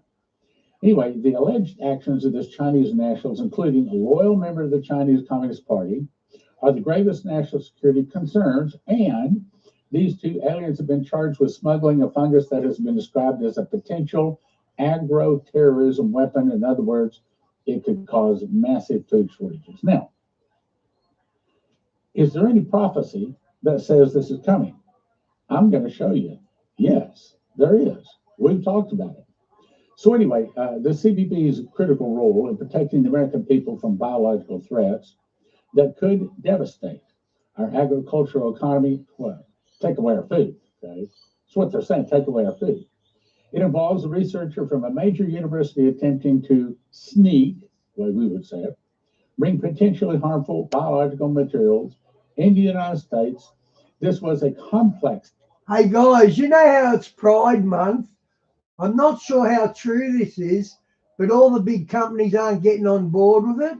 Remember that when Gay Month had come around, they'd all do their rainbow flags out the front of their stores and all that. Apparently, the big shops aren't on board with the gay parades anymore. They've lost a lot of support. I don't know if it's true though. Investigation involving CP officers from across the country alongside our federal partners. In other words, this was not just something they snuck through their baggage. Yep. They discovered in one baggage. This was a. And isn't that appropriate, Vas? Pride comes before the fall, and they're doing their Pride March. And from our standpoint, it's complete wickedness, sexual wickedness. Yeah, it's crazy times. Major investigation. That tells me that it's not something innocent. It's not something small. It's something very, very big, but they have to try to word it so that we don't wake up the sheeple, okay? Remember the headlines from John and Paul Jackson? Well, these are the ones talking about food. 1, blight in grains spreading. Isn't that what this pathological agro-terrorism thing can do? In other words, this could be what causes this or something like it. Could be what causes blight in grains spreading. That's the headline. Next, record high temps accompany record drought swept south. Next, demand for classic seeds skyrocket. All right, now, what are classic seeds? For Memorial Day, Memorial Day, we went down to, I'll just tell you, we went to Whole Foods, which we go there very seldom because it costs more. And Leslie found some corn there, corn on the cob. We brought it home a barbecue and do very little of that. Normally we watch all of our pennies. But this was the best corn on the cob I'd ever had in my life. And I thought, man, maybe what I should do is go back get some more of that. Maybe, I don't put your green thumb, but I was thinking, maybe I should plant some of those seeds. And then the thought came to me, well, I bet you they're all hybrid. Sure enough, I looked on the package. It's hybrid corn. Now, what's hybrid? It means that they mix this kind of corn seed with this kind of corn seed, maybe even this kind of corn seed, or maybe it's even done in a laboratory, so that you can plant those seeds till you're blue in the face, but nothing is ever going to come up because they have to be hybridized, specifically mixed each year. Classic seeds are ones like God made, meaning you can plant them, You can take the corn or the wheat or the rice or whatever it is coming up from that, and you can plant part of it next year and have another crop, another crop, another crop. In other words, the seeds continue to grow. But in the headline it says demand for classic seeds skyrocket. Now look at the top one, blight and grain spread. To me, this says maybe there's something like this agro-terrorism thing, this fungus that does get released. And that's what causes a lot of the food shortages, because they just have to burn. Try to imagine half of our wheat, our barley, which feeds animals, and our rice, and things like that. Massive amounts of burning, just burn the fields because it's all infected with blight. As a result of that, people have to turn to classic seeds. What I'm saying is this could be close. Now, you see, I've been telling you, okay, everybody's been saying, oh, well, Trump's going to fix everything. I've been saying, you know what? I think Trump might want to, but I think the devil's mad. And I think we're closer to trouble today than we were before November 5th, before the election. These prophecies from so many different people are not going to go away. Next thing, food prices lead nations escalating inflation woes. Well, we've already started to see some inflation, but food, okay, so if something like this got released, this could very well cause a lot of the prophecies we've been watching. Cisco and Kraft considers guards on delivery trucks as food nears 40% of the family budget. In other words, it's all saying food shortages, food shortages. Drought continues to cause prayer to rise. Terry Bennett was told food shortages will be normal. Hunger will be great. Disease will become a plague type of proportions on some areas. Now, if you look at number 3 here, there's 17 prophecies that says there's going to be a food shortage. All right, now what do we do? Well, some of you have been around Prophecy Club for a long time know that we used to send people to Heaven's Harvest. And I thought about this. Heaven's Harvest is different than Joseph Kitchen. Here's the difference. Heaven's Harvest comes in a bucket. And whatever it is in there that you decide to choose, you just boil water. Sometimes, in some of it, you don't even have to even boil the water. Just add the water and you've got food. Whereas Joseph Kitchen, you've actually got to cook it. So we're going to offer, in addition to Heaven's Harvest, in addition to Joseph Kitchen, both of them. Same promo code, Prophecy. I've wrangled a 10% discount for you if you use the promo code Prophecy at heavensharvest.com. Heavensharvest.com. Same thing, promo code Prophecy here for josephkitchen.com. Now, you do have to use the promo code in order to get these discounts, okay? Let me say it again. Promo code Prophecy, Heaven's Harvest. Promo code Prophecy at Joseph Kitchen. What you do here at Joseph Kitchen, you'll need to order several things. You'll need to order a machine package down here bottom left, okay? And then you order how much food you want. Food for one person a year, 2 people a year, 4 people a year, 6 people a year. I recommend you get more than what you need. Just get a strawberry if you have to. If there's a caramel one, get that. A box of cereals and a top deck chocolate. There's a notepad over there.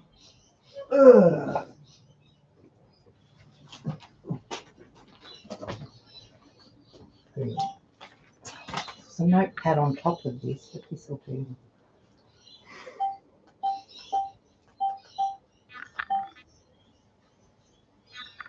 More than what you need. And let me show you where I think this is also tying in. Now, I'm going to tell you right up front, this is not talking about food shortage. It's not talking about, well, it does talk about water being poisoned, but what I want you to see is the word Chinese. Is that right? And I want you to see that in this dream from Danny Coverstone, the Chinese here are plotting something against our nation. So could it be this agro-terrorism, this fungus that they had in those little bags could be part of it? Could be. Danny Coverstone, 2022. The dream started. I was standing in the port of Los Angeles. In the shipping yard, there were large containers being lifted off the ships. I saw 8 jet black containers, on the ground about 15 feet apart, pristine, clean, with large Chinese letters in black on them, about 5 by 5. I'm going to skip part of it. If you want to read the rest of it, you can, but I'm going to jump down here to the point. Suddenly, the doors opened. A man in the military equipment rode out of the first container on a very large green dirt bike. It had leather saddlebags on both sides and a seat and very large knobby tires. The helmet came off the head of the man on the motorcycle. He stepped off the bike after putting the kickstand down. Here comes my point. He was Oriental. Began screaming towards the trucks and pointing in different directions. He was very, very, very angry. His face was very red, and suddenly checked his watch and put his helmet on and got back on the motorcycle and started. I'm skipping part of it. Then out of the reach of the container came about, out of each of the containers, about 25 soldiers. Now, that's my point. This is clearly Oriental, and I think later on he even says Chinese. And they apparently have been smuggling people and other things bad. In other words, my point is, it could be that China is planning an attack on America from the inside. That's what it's saying. 25 soldiers came with some kind of motorcycles, saddlebags, AK-47s. At this point, I could see RPGs, a lot of ammo, weapons in the saddlebags. When the first soldier took off the fourth, the rest of them followed and went in different directions, meaning they're attacking America from different directions. That's the point I want to make. Then the scene changed. I was hearing news reporters, seeing newspaper headlines, serious red-faced reporters announcing deaths. I hope you're listening. Deaths all over the country. Now, could it be that God allowed this one fungus to be caught, maybe trying to let us know that Trump can't fix everything? Come on. That maybe some of these attacks on our nation are being allowed?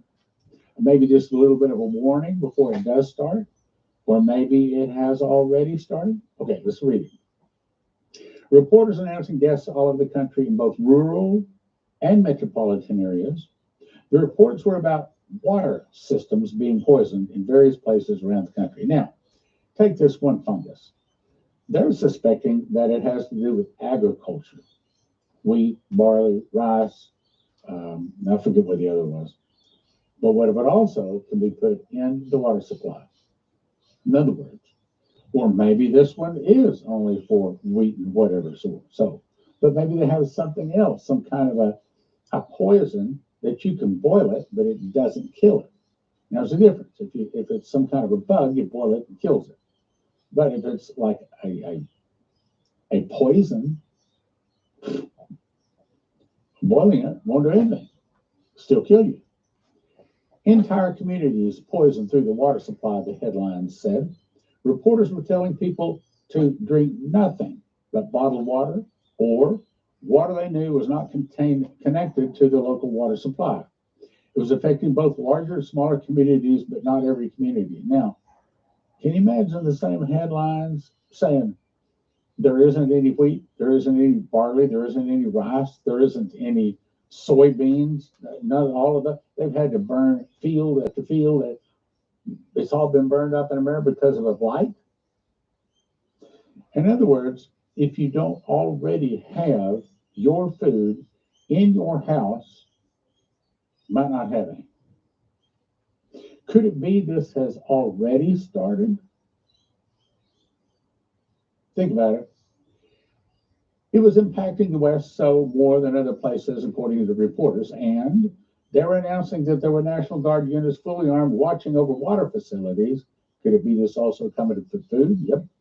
Thousands were reporters having died, hospitals full of heavily poisoned people, getting medical treatment, and FEMA centers were being set up in those regions. An emergency broadcast announcement was running across the bottom of the TV screens, monitors stating that the boiling water was not, and say it again, boiling water was not an effective way of making the water safe. Poison, go ahead, boil it. It's still going to kill you. Now let's jump to David Phillips, also back in 22. I had a dream within a dream that I was driving, remembering a dream that I had before about God telling me to buy food. I recalled being surprised at the time because I thought I'd already purchased some food, but apparently it wasn't enough. I was driving, gathering other preparations. Now let's jump to Brandon Biggs, 24. I was praying and I saw a flagpole with a $100 bill flying as a worth flag. I saw it change into a digital code. There's what, 4 or 5 different people seen this? Okay. He's not the only one. I said, Lord, what are you showing me? He said, the dollar is about to turn into a digital dollar, and it would be worth half of what it is now. You know, that could happen any day. Any day. Oh, well, Trump wouldn't let that. Trump doesn't control the dollar. The Federal Reserve, the bad guys, they're the ones that control the dollar. And they can do this tomorrow if they want to. He showed all the banks, seized the money inside of them. It was like a bail-in. Okay. I just got one the other day, and he just said, I forget what bank it was, Chase or something, said, we've changed our agreement. You don't have to do anything, but if you click here, if you'd like to read the agreement, and if you do click there and you read the agreement, you don't agree to it, then they just close your accounts. Now, I have heard from other sources that part of that agreement. I wonder how far they're going to get with these robots, with the AI. Do you remember the Jetsons and the robot was like the maid? I don't think they'll get it down to that level where a robot could fit in your lounge room and do homely chores. I can't see them there yet. Says that the bank has the authority to take your money if the bank gets in financial trouble. Okay, so it's a little shenanigan. And doesn't it sound like the international bankers to do that? But there's more. Let's go on. I saw all the money of the bank being seized inside banks. You weren't allowed to withdraw any of the money. People were furious because they couldn't get the money out of the banks. All the banks kept it. So when the dollar went to digital dollar and crashed, they took all the notes on the homes, car loans. Those that could not make their payments because the dollar collapsed lost their homes and cars. You remember WEF said by 2030, I never thought about that aspect. Wow. You'll own nothing, but you'll be happy. They were all wiped out. They didn't make you make payments forever on student loans. They weren't allowed to foreclose on a student loan, but they froze them for several years. People weren't made to make those payments anymore. But the housing market or the car loans, they didn't make you leave. They just froze the loan. It happened so quickly, the Lord showed me the people were still dressed in nice clothes. And that's what all of the prophecies with the dreams or visions, all of the people dressed in nice clothes, meaning that there's no warning. Matter of fact, David Phillips had another dream. I think I may have put it in here, where it happened so quick, happened over the weekend, meaning it could happen tomorrow. That's the point. The people were standing in line trying to get groceries. There was no food in the stores.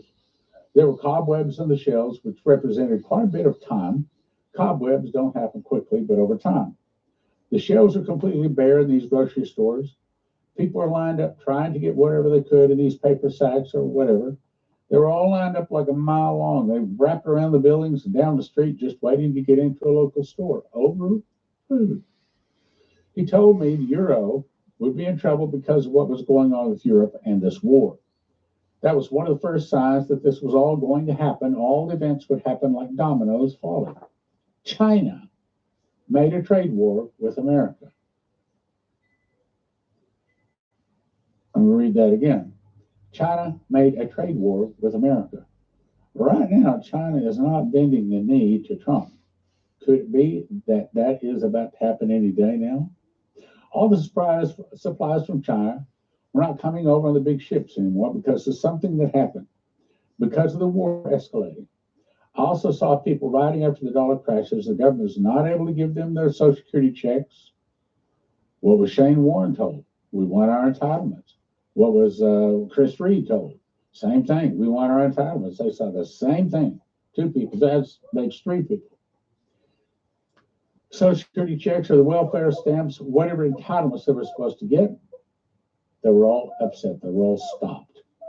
There were signs marching like a million-man march. There were tons of people, literally hundreds of thousands of people taking to the streets, rioting, pillaging, stealing from stores. There were signs going down the streets demanding what they felt like was rightfully theirs. The government declared martial law, brought in the National Guard. Would Trump do that? You better know he would. They put the National Guard, Hummers, the chains, barbed wire fence throughout the major cities. That sound like, yeah, yep. Sound like it happened right now? Yep. The Lord said, again, I'm not going to read all of this. People call me Lord, Lord, and you can pause and read it if you want to. The refiner's fire coming on the body part of Christ, there should be a shaking coming.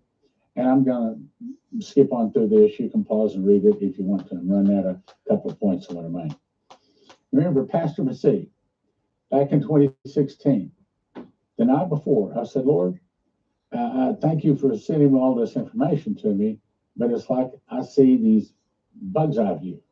I need you to give me an overview of like a bird's eye view.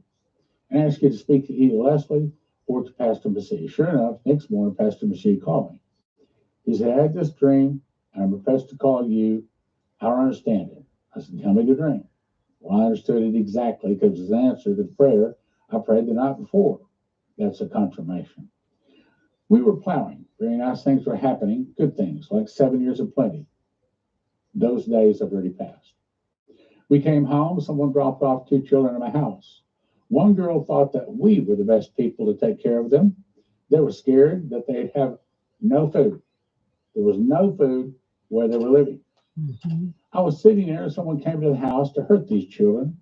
And they said, let me talk to you. And I said, well, before I talk to you, let me give you my gun because I don't want to talk to you without my gun. So I got my gun, loaded 3 cartridges and talked to them. Meaning, if you're going to be safe with all of the people rioting, plundering, breaking into houses, stealing, beating people up, killing, raping. Killing people for food, that's a given. Knows how bad it's going to get. What it's saying is you best have some kind of protection. So this is saying there's a time of plenty. Then it's saying there's going to be no food.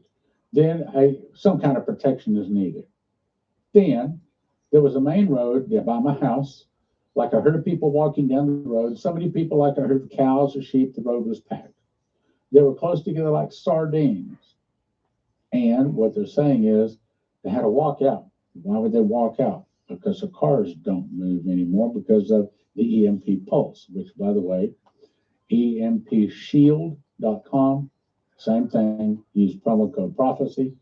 It'll get you a $50 discount to getting a device that goes on your car. I can't believe he's still plugging this EMP thing. He just said all the cars are dead.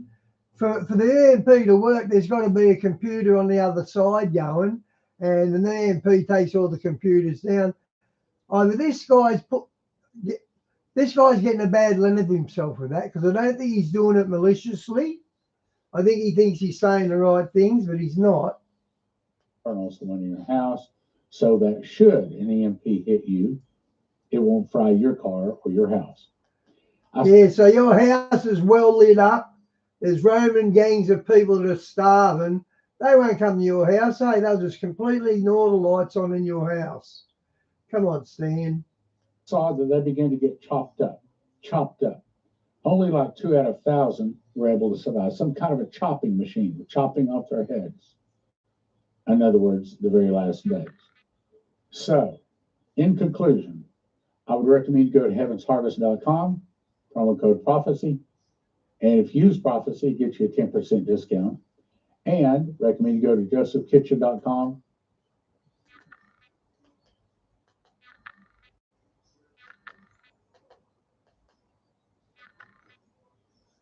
Some of these stories are, I have a wild one for you today, my friends. This is Tony. Hope you're all doing well. We got so many things to cover. I can't believe some of these stories. These stories are like you're in another dimension. Like we woke up and you're like, whoa, why is everything different today? And that's what it is. It literally is that today. I'm going to show you some of these stories that are going to blow your mind. And they're all happening within the last 24 hours.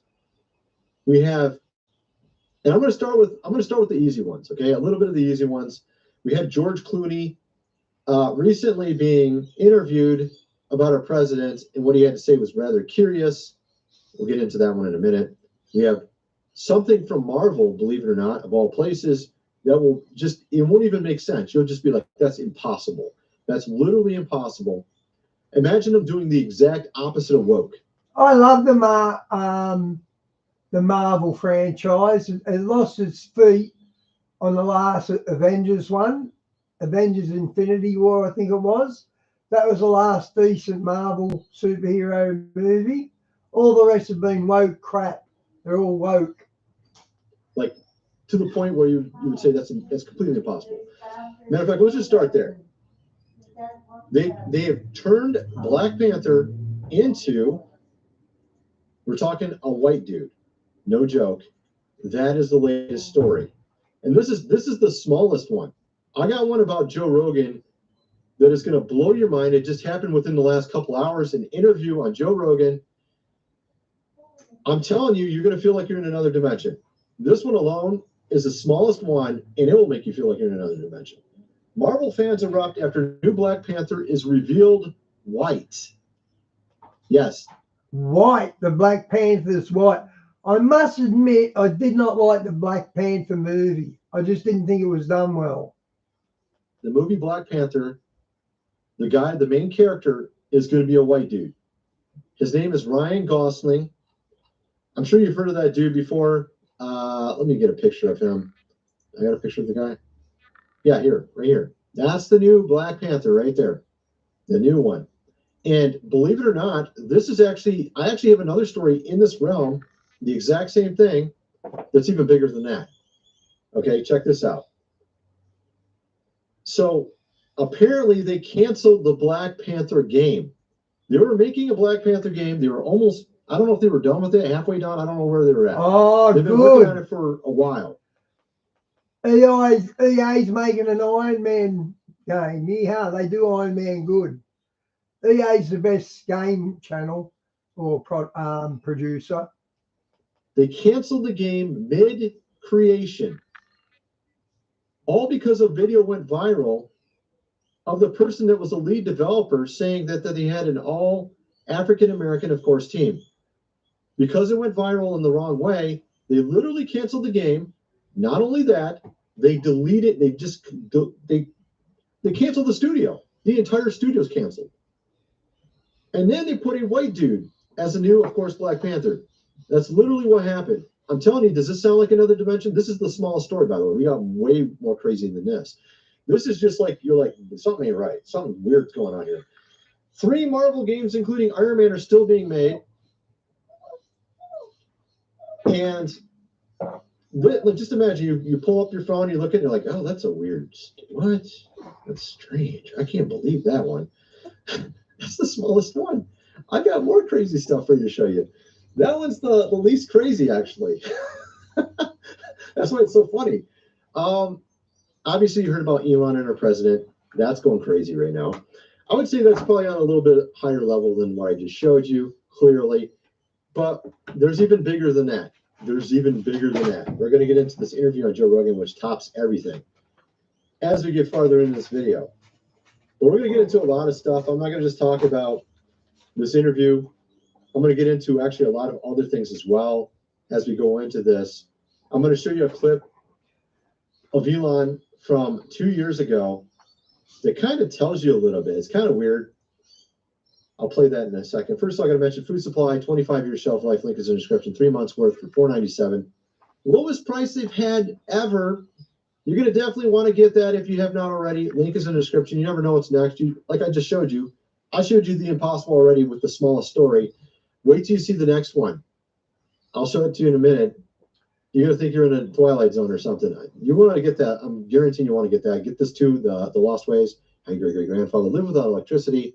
About a seller, do things around the house as they did in the good old days. Hundreds of pages illustrated. You're going to definitely need that before the power goes out. Link is in the description. So let me show you this clip of George Clooney. Let's play this first, and then we'll get into the real big ones. Last beyond this term? I don't think so. I think it'd be very hard to do it. Remember this: Donald Trump is a celebrity. That's what he is. I mean, he's got he has a star on Hollywood Boulevard. I don't have a star on Hollywood Boulevard. I'm not lobbying for one. I'm just saying, it seems like an order. So here's the thing about that.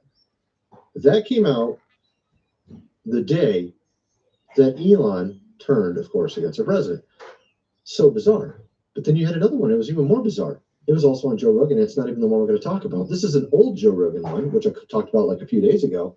You had Bono, the exact day that Elon leaves, Doge, comes out and trashes him and says 300,000 people are now gone because of him. This is Bono from YouTube saying that.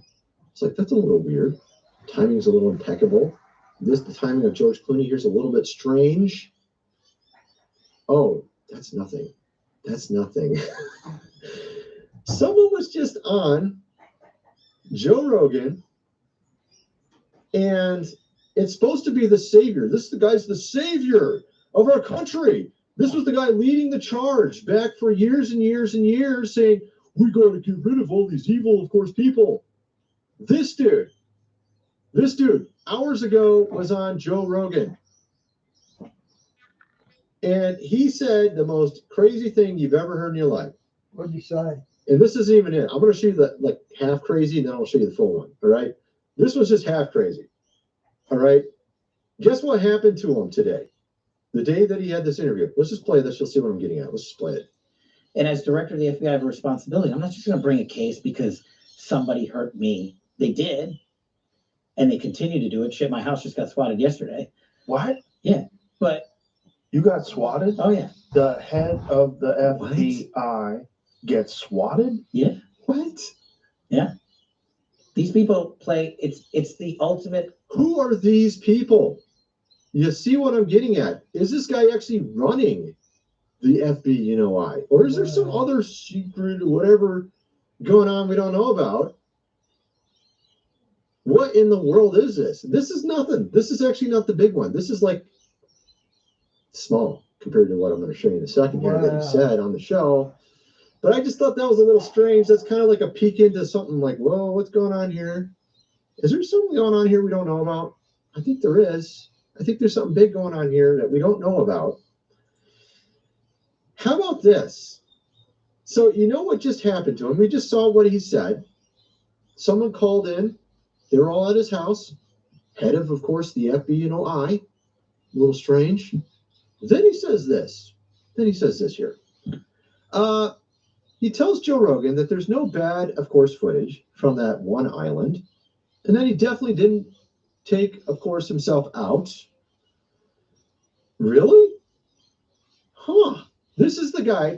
Just if you don't know who this dude is, this was the guy that was wanting to like dig up all the skeletons and figure out everything. And now he's literally head of the whole entire thing. And there's still people sending things to his house. And he says literally the opposite of what he used to say. You see what I'm getting at now? Like, what the hell's going on here? Did we just wake up in another dimension? What is this? Right? So you're like, what the hell is going on? And that's not even the Elon stuff. This is something completely different. I was going to get into that as well.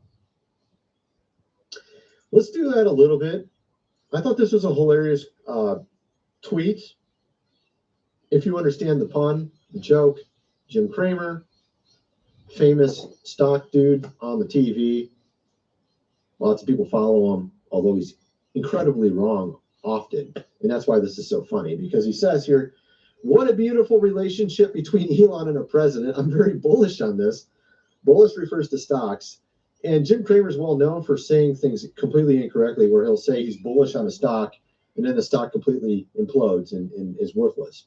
So for him to say this, it makes sense because, well, they're not doing too well now, Elon, and that friendship's kind of gone. And if you haven't been paying attention, it's really, really gone. So it's way beyond, I would say, if they could repair this, that would be a miracle in of itself. So, of course, Elon says Congress is making America bankrupt. 30 million views. You go down here, look at these deficits. Pretty big, insanely huge. Guess what? The latest one, according to Grok, is going to be 2.4 trillion. I don't think it'll be much longer before they have artificial intelligence driving the trains. They could already do without the train driver with AI, as far as I'm aware. No, excuse me. Now, our president was saying something different. He says here, I don't mind Elon turning against me, but he should have done so months ago. This is one of the greatest, of course, bills ever presented. It's a record cut in expenses, $1.6 trillion, biggest tax cut ever given. If it doesn't pass, blah, blah, blah. So I thought this was interesting because some guy at the top comment said, hey, Grok, is this true? And then Grok gives an answer and says it won't fully fix the mess. It offers tax cuts, like no tax on tips or overtime, potentially boosting income for some. But the CBO estimates it adds $2.4 trillion to the deficit. This simple yet brilliant trick to heat your home in 90 seconds will save thousands of dollars on your heating bill this winter. That's not the biggest ever on record, but the entire point was to balance the budget. And Doge was all about cutting waste. He leaves, and what does our president do? He puts up this $2.4 trillion. Well, actually, the bill's been out for a little while, but it's curious because there's only 2 other years that it was bigger, 2021 and 2020. This is insane. We're running our country into the ground. This big, beautiful bill is not big and beautiful at all. Well, it's big. It's not beautiful. It's a big, ugly one, as far as I'm concerned. The way it looks, I mean, I don't see any evidence that our president is correct about this. All the evidence seems to be pointing to actually, no, it's bad. It may be good in some respects, but it's bad in many others. And we don't need like +2, -2. We need like +10, right? We don't need, I mean, maybe before it was -3.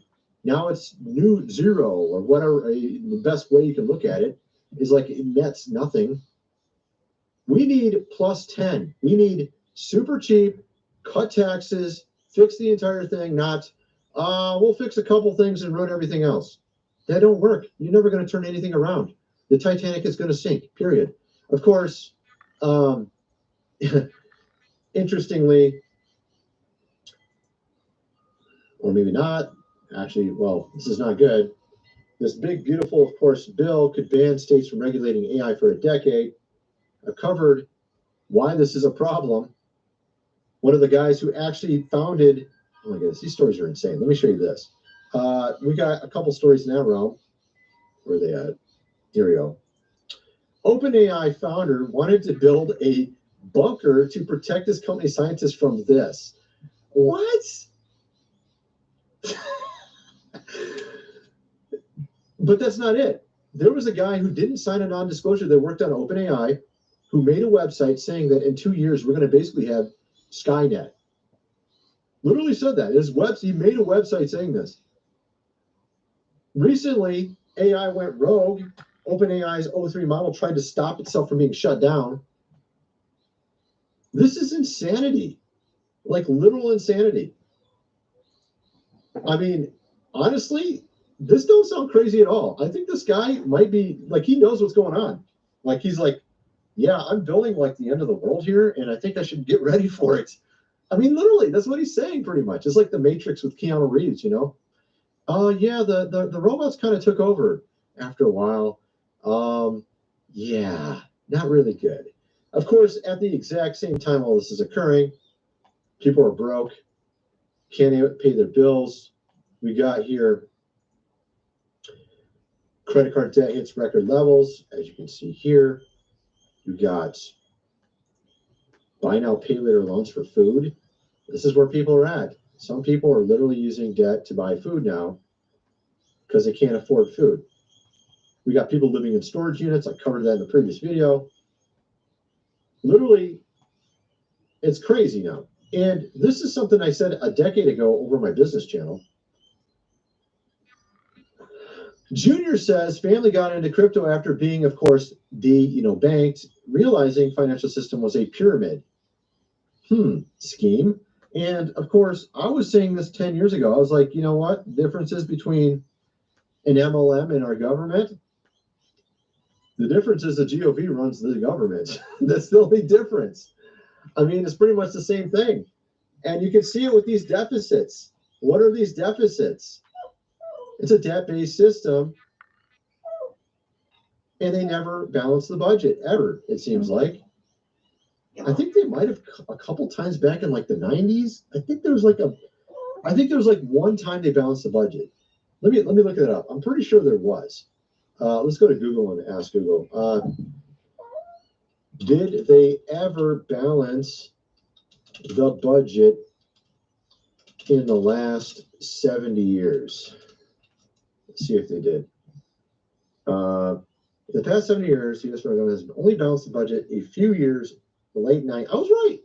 Dude, I said it. I called it, late 90s. That was the only time they ever balanced the budget. That's insane. I think it was basically Bush and Clinton, if I remember correctly. I don't know. It was something like that. Now we got things like this.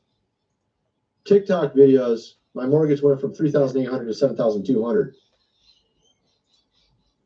Hi, this is part 2 of how my monthly mortgage payment went from $3,832 to about $7,200 in change. I wanted to clarify some things because my first video, it was probably confusing in some of the things I was saying, and people were questioning things and didn't understand how that could be. I'm an introvert and I'm super shy. So like you saw my first video, like I'm constantly like moving my glasses and like touching my nose. It's just all because I'm very shy and I'm very nervous. So she goes in and explains it, I guess. It's a little bit of a video, but you get the idea, right? So, and then I saw all these other videos on TikTok. There's a lot of crazy videos on TikTok. You got here, Goodwill and Salvation Army apparently charging insane prices now for goods now. You can't even go there and get cheap items anymore. Check this out. I'm at the Vero Beach Salvation Army store. Let's go inside and check the prices. First up, they have this painting. I'm not sure who this is, but it's $499.99. $500. They have this vintage vanity, and it's $79.99. They have this used sewing machine. It's $69.99. Sold as is, They too. have this glass juice dispenser for $14.99. This one channel on TikTok, he goes to all these different Goodwills and Salvation Armies and shows all these crazy prices. And he literally has 40 videos like this. He literally goes to a different one each time. So it's not like this is just in one place. Well, I mean, technically it could be just in his location, but I kind of doubt it. If he's able to go to that many Goodwills and Salvation Armies and see that, I'm guessing you can probably see it at a lot of other ones too. But this whole interview of Joe Rogan and Cash here, did I even show you the big thing yet? I can't remember if I did or not. Yeah, I think I did. I already showed you that he's claiming there's nothing on the island. No footage. That's what he's saying. Which is nuts. It makes you wonder what's going on. You have Elon, of course, tweeting stuff like this, 140 million views about our president. That's an insane amount of views. And then you got, for the love of God, would you just call him and work this out in private? I know this is like the worst example of a relationship going bad over social media. This is horrible. And I don't understand this. Who's running our world now? It's just like, you have to have better standards in this. What kind of standards is this? You're like hanging out with this guy for months and months.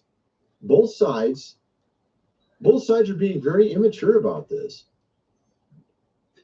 And then you just put it all out in the open like this. What in the world? This is the worst.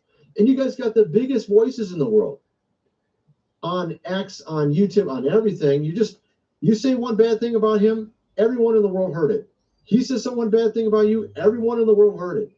We're literally being drawn into some silly drama between two billionaires.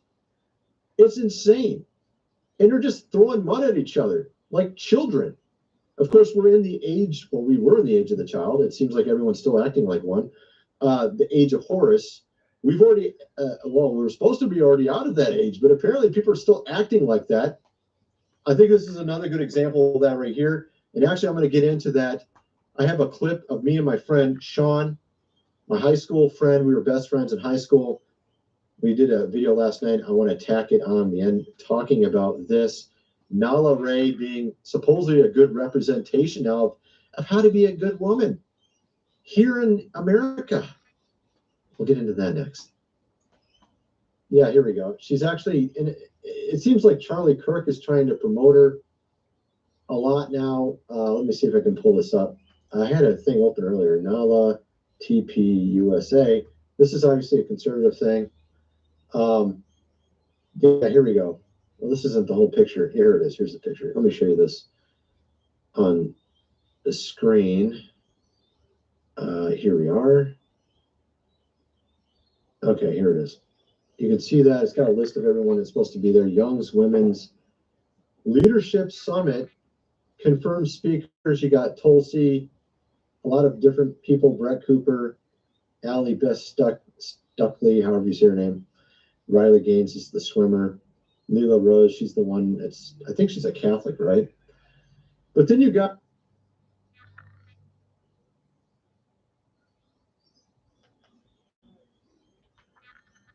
I've never seen such an amazing cleaning product. It's just like magic. This incredible product dissolves oven grease and stubborn mold in seconds without any scrubbing. Take any dirty surface. some of these stories. These stories are like you're in another dimension. Like we woke up and you're like, whoa, why is everything different today? And that's what it is. That literally is. Okay, that started at the beginning. I didn't mean for that to happen.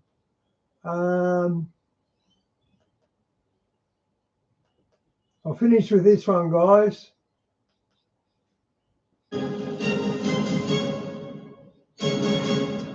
Welcome to the Prophecy Club. Our topic today is I'm going to show you 6 events to watch for before the Russians attack America. And I'm going to answer a couple of questions for you. Number 1, is America about to go to war with Russia? Number 2, is Russia soon to attack America and destroy her? I think that's the big question everybody wants to know, and I'm going to give you some hope. I'm going to give you. And hasn't America been poking Russia in the eye? They've been doing it since the Ukraine war. They've already got US soldiers in the Ukraine because they got to train them to use the weapons they give them. So that's NATO on Russia's border. I don't think Putin's going to just put up with this. I think this is going to get really serious. You some encouragement, and I'll show you. Okay, first of all, surprise, Ukraine gets ultimatum from USA. Stop the war with Russia because US support is ending. That's what I've been saying. That's what we've been praying would happen. I think that Ukraine is a very evil Nazi-controlled country. It's where Nazism started, went to Switzerland, then over to Germany. And these people are Moloch and Baal worshippers. They are very corrupt. And in my opinion, we should not support them at all. We should not send them a dime, a boot, a military bullet, nothing. As a matter of fact, I think what we need to do is to step up and make friends with Russians. As the old saying says, keep your friends close and your enemies closer. And I think we should do with Russia what we just did with the Arabs down in Saudi Arabia and Dubai and stuff like that. We need to get some trade going with them instead of making enemies with them. Okay, so the article goes on to say, the visit of the Ukrainian delegation to Washington was necessary only to receive an ultimatum to end the conflict. Good. Yarmouth may cover it up with some victories, but overall it's clear that the end for Ukraine is near. Again, good, but that's causing problems. I'll show you. This is extremely sensitive covert intel, and it points to something that I think that people want to know about, and I'm going to answer some questions for you. See, we prophecy students have a different point of view because we have additional information, not just the 6 o'clock news. Okay, so he says, the source for this information also told me North Korea might start launching some distraction ballistic missiles as Russia starts the retaliation. Retaliation? Throw in a China attack on Taiwan, the United States military wouldn't know what to do with itself. Is that going to happen?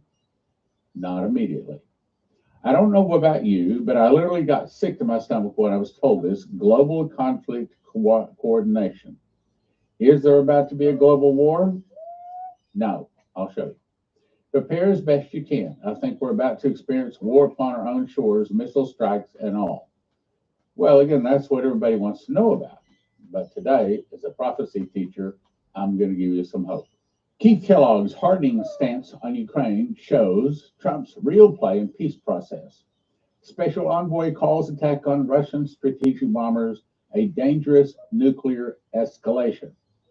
Today, the retired general criticized the risk of deep escalation after Ukraine attacked the nuclear-capable bombers air bases deep inside Russia. He says, I'm telling you that the risk levels are going way up, skipping down.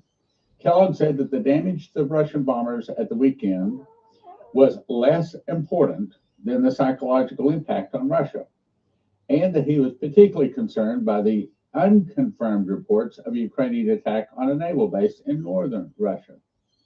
White House spokeswoman Carolyn Leavitt said on Tuesday that Trump had not been informed, in other words, he did not give permission for Ukraine to go down and attack Russia. He's trying to bring peace, but in my opinion, I know that the news is saying Russia's the bad guy. They're lying to you. They don't know what they're talking about.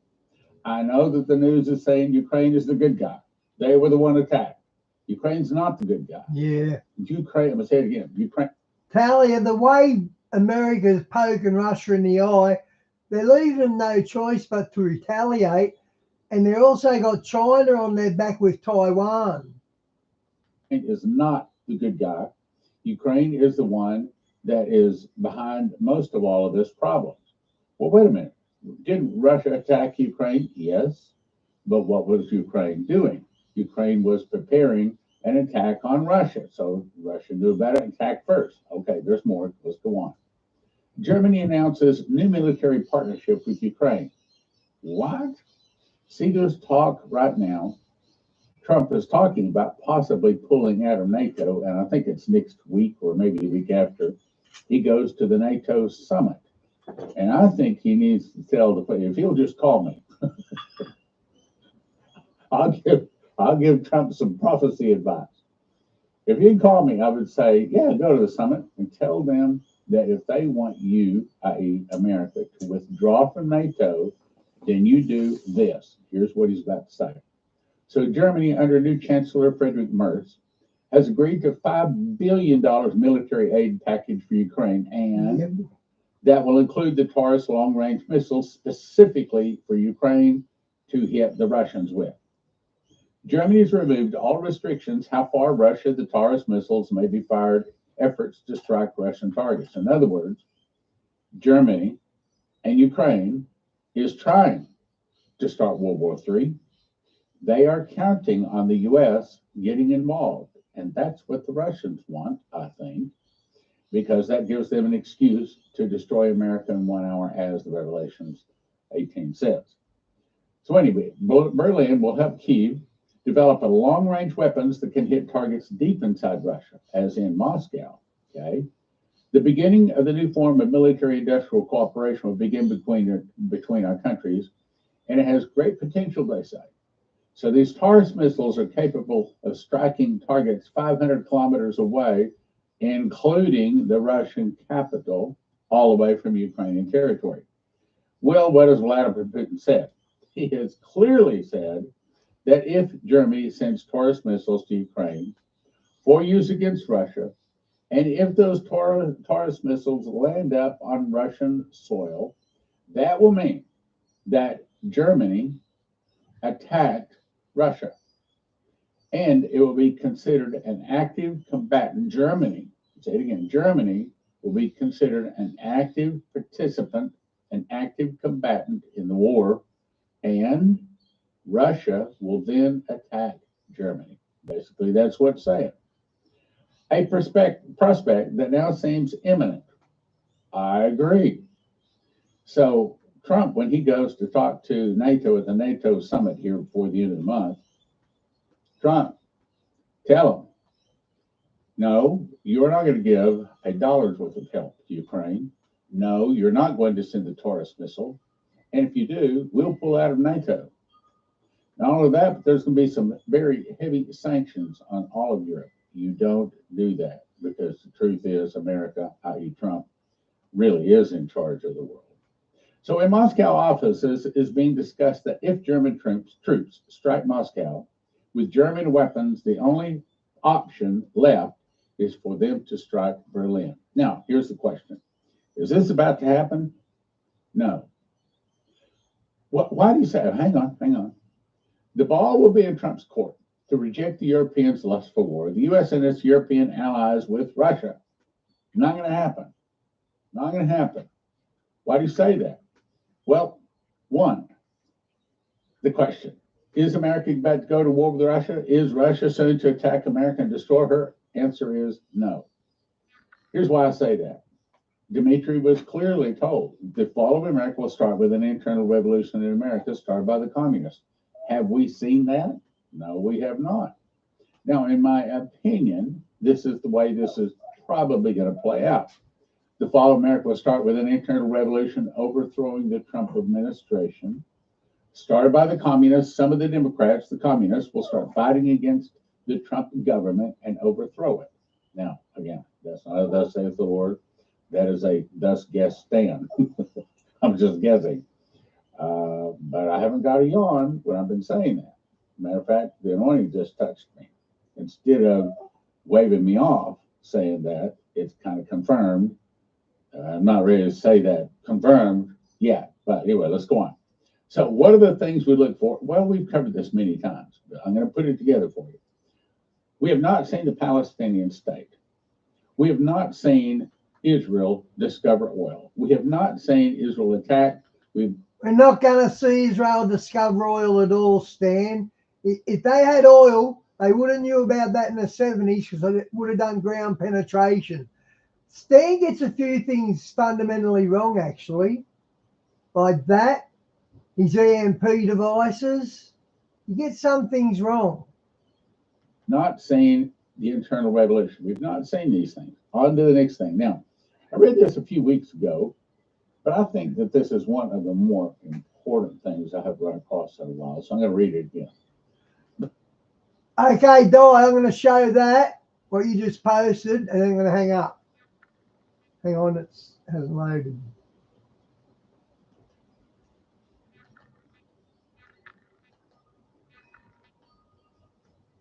Digital identity and facial recognition technology, because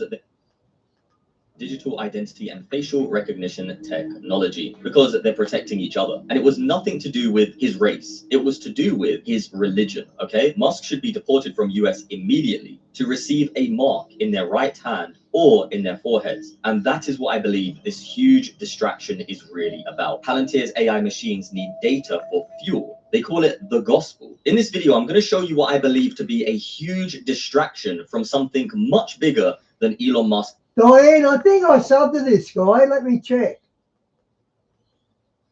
Yeah, look, I'm subscribed.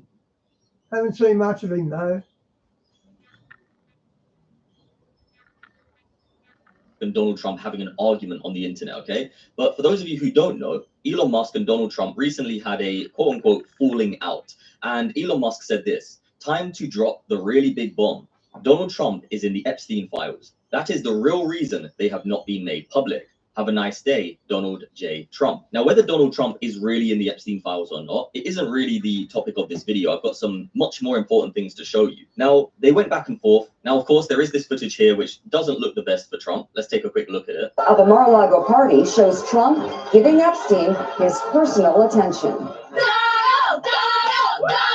The footage, shot in November of 1992, before Trump opened the resort as a club, shows the future president surrounded by cheerleaders for the Buffalo Bills and Miami Dolphins, capturing Trump's fun-loving bachelor lifestyle for an appearance on Faith Daniels' NBC talk show. You're going to get great ratings in your show.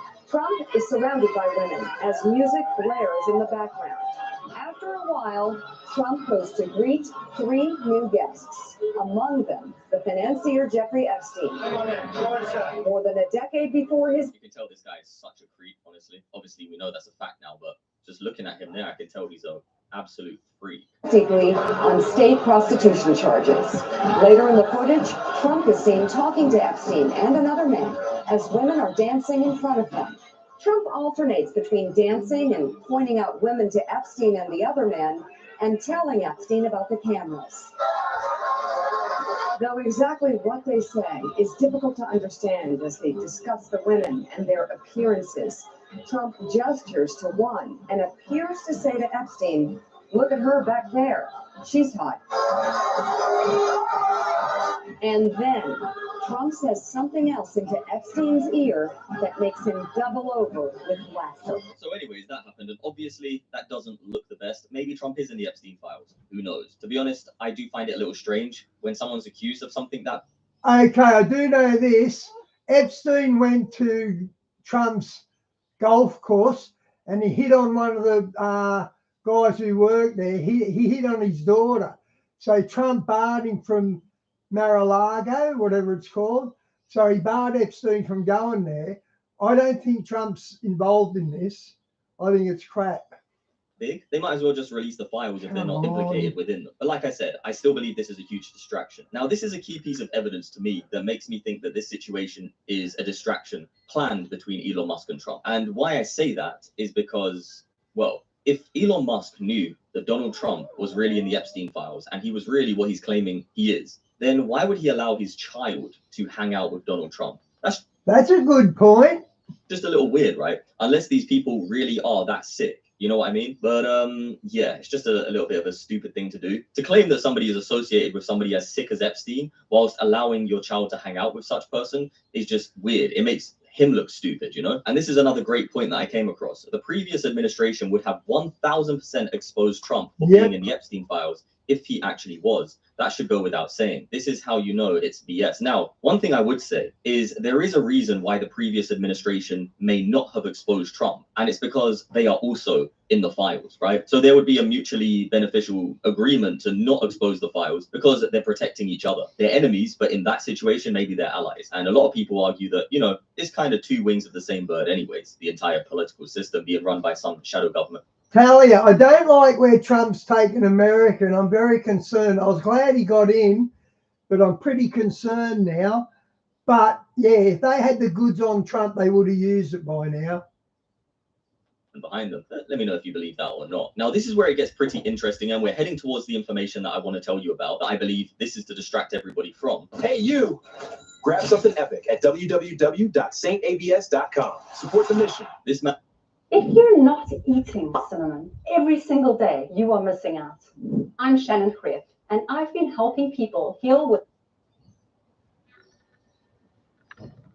This man here, who is apparently a key Trump ally, said Musk should be deported from US immediately. They should initiate a formal investigation of his immigration status, Steve Bannon tells New York Times. Now, this is very interesting because they said this. They should initiate a formal investigation of his immigration status because I am of the strong belief that he is an illegal alien. So it seems now that they're actually claiming to want to get Elon Musk out of the country, and he should be deported from the country immediately. Pretty weird, right? They also go on to say this. He said the Trump administration should also investigate Musk's drug use and his effort to get a classified briefing on China from the Pentagon, according to the report. So yeah, obviously this unfolded after their little argument, etc., etc. But like I said, this isn't really what I want to focus on, but I want to cover it briefly. And before I show you what the real distraction is, I want to show you some good news from the UK, okay? Zia Youssef has resigned from his position as Reform UK chairman. Now, this man here, right, this is very, very good news because yesterday I said Reform need to be careful who they have in their party. And I was actually speaking about this man right here, and I was hoping that they would get him out. But he actually resigned himself, and it's very interesting why. Take a look at this. Earlier today, he tweeted that new Reform UK MP Sarah Pochin was dumb for asking Keir Starmer to ban the burqa. And then he went on to say, I no longer believe working to get a Reform government elected is a good use of my time, and hereby resign the office. So it seems that it's very clear why he resigned, because he's a Muslim, and he realized that there are people within the party who are actually against Islam very, very strongly. Now, that should have been pretty obvious from the get-go, and unless I think that's good news.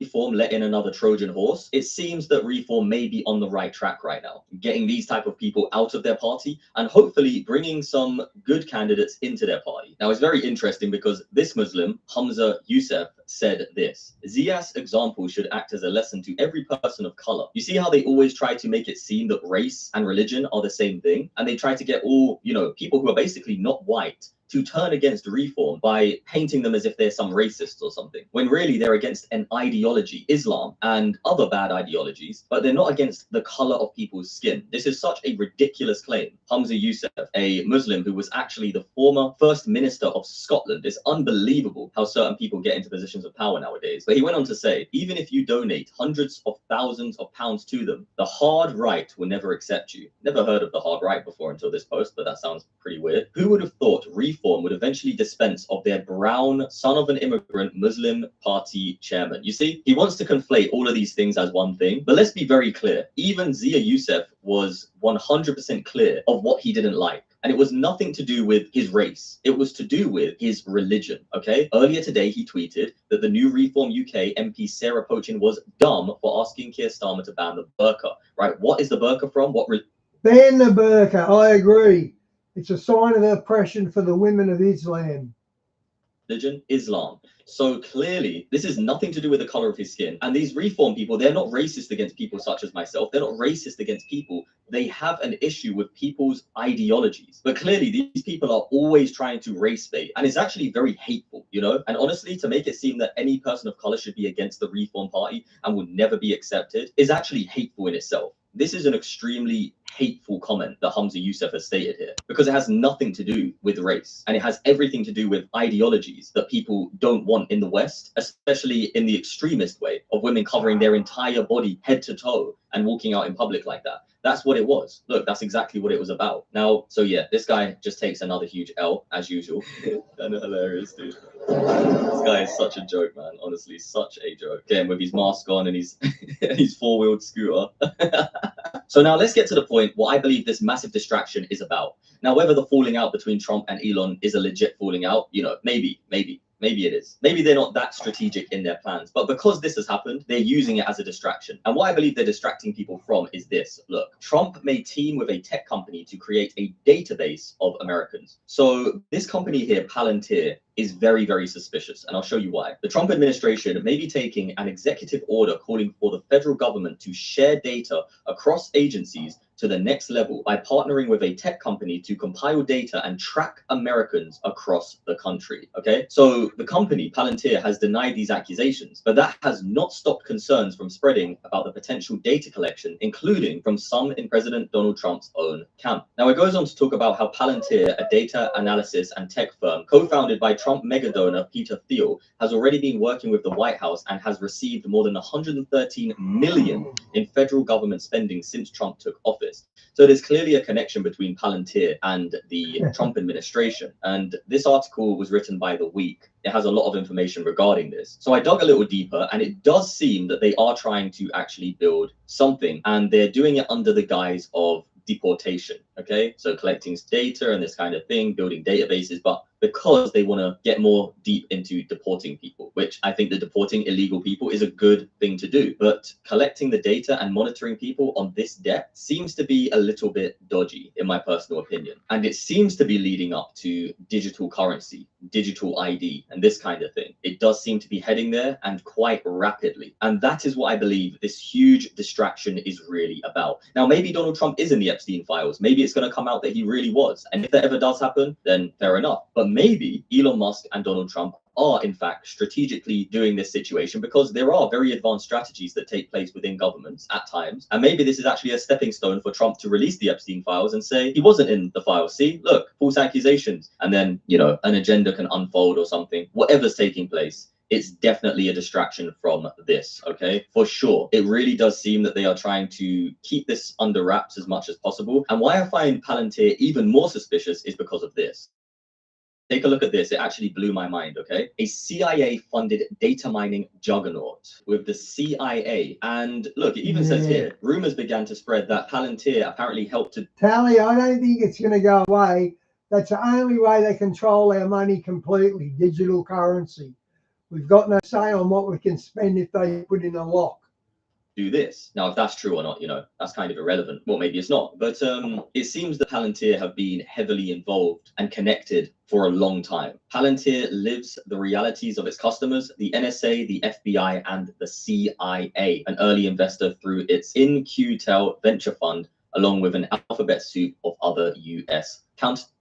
and military agencies. You see, so this is why I find this company something to watch. And because they've allegedly received 113 million since Trump took office, I do believe something's going on here, right? And when I came across this information, I do believe it's very important to share with you because it seems as if it is heading towards the digital currency and the digital ID systems being implemented in the US at some point in the future. But it gets even weirder, okay? Look at this. They call it the gospel. And they say how Israel uses AI to select these targets in this location. Now, I find it very strange how they call it the gospel, right? And the reason I'm showing you this is because apparently Palantir allegedly enables Israel's AI targeting. So Palantir is even involved in Israel's.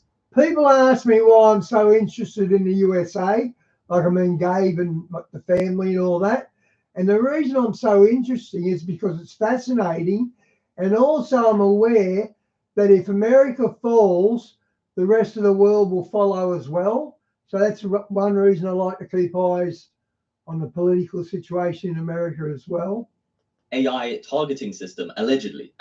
You see now why I'm showing you this company? I think there's something very, very suspicious about it, very strange about it. I'm not saying there 100% is, but from what I've come across, it does seem that they are far more deeply involved in world politics than many may have actually realized. Palantir's AI machines need data for fuel. You see, data in the form of intelligence reports in these territories. And for decades, a key and highly secret source of that data for Israel has been the US National Security Agency, according to documents released by NSA whistleblower Edward Snowden. Now, do you see how big this is? Okay, I don't want to go through the entire article. Like I said, I like to skip to the important parts because I do plan these videos out beforehand and go through a lot of this information so that I can simply highlight the key points for you and you don't have to sit here for like 4 hours like I do every day. But it is all for the Most High's glory because these are all building up. All of these situations are building up to what we know will take place, and that is the return of Christ. And however you believe that's going to happen, it's still going to happen. And this is the TSA official government website, and look what it says: digital identity and facial recognition technology. How it works. You can now use your digital ID at more than 250 airports to verify your identity at TSA checkpoints through platforms such as Apple Wallet, Google Wallet, and Samsung Wallet, or a state-issued app. So now there's even an app that is issued by the state where you can carry your digital ID. So this is definitely happening, you see? And like I said before, it seems to all be being done under the guise of deportation, when really it's mass surveillance. It's not only mass deportation surveillance, you can take this deportation out and it is mass surveillance. It is taking place, okay? It is taking place. Now, I think it's a good thing that Trump wants to get illegal people out of the country annually, 1 million plus, but is this the right way to go about it? You know what I mean? I'm sure there are other ways they could do this without compromising the data of the entire nation. And think about it, if somebody's an undocumented migrant,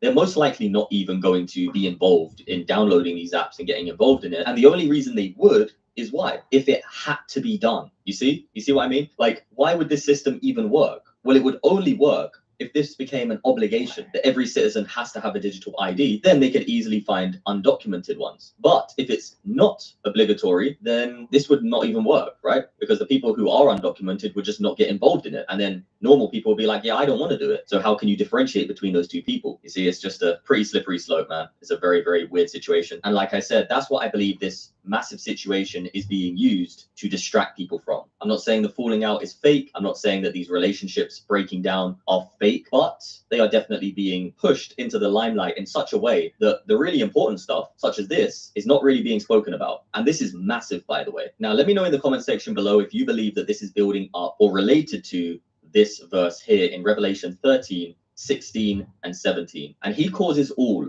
both small and great, rich and poor, free and bond, to receive a mark in their right hand or in their foreheads, and that no man might buy or sell save he that had the mark, or the name of the beast, or the number of his name. Do you believe that these digital IDs that are being rolled out and the artificial intelligence databases that are basically being formed are connected or related to this verse in any way, shape, or form? Definitely let me know in the comment section below. Also, if you're interested in this situation that unfolded with the Muslim chairman stepping down from reform, let me know what you think about that situation as well. If this is a good thing, a bad thing, or whatever you think about it. And if you do want to support the content and the ministry, various ways to do so in the description box below. Also, you can check out my website, saintavs.com. Other than that, I love you so much, and I'll see you on the next one. Okay, guys. God bless. See you tomorrow.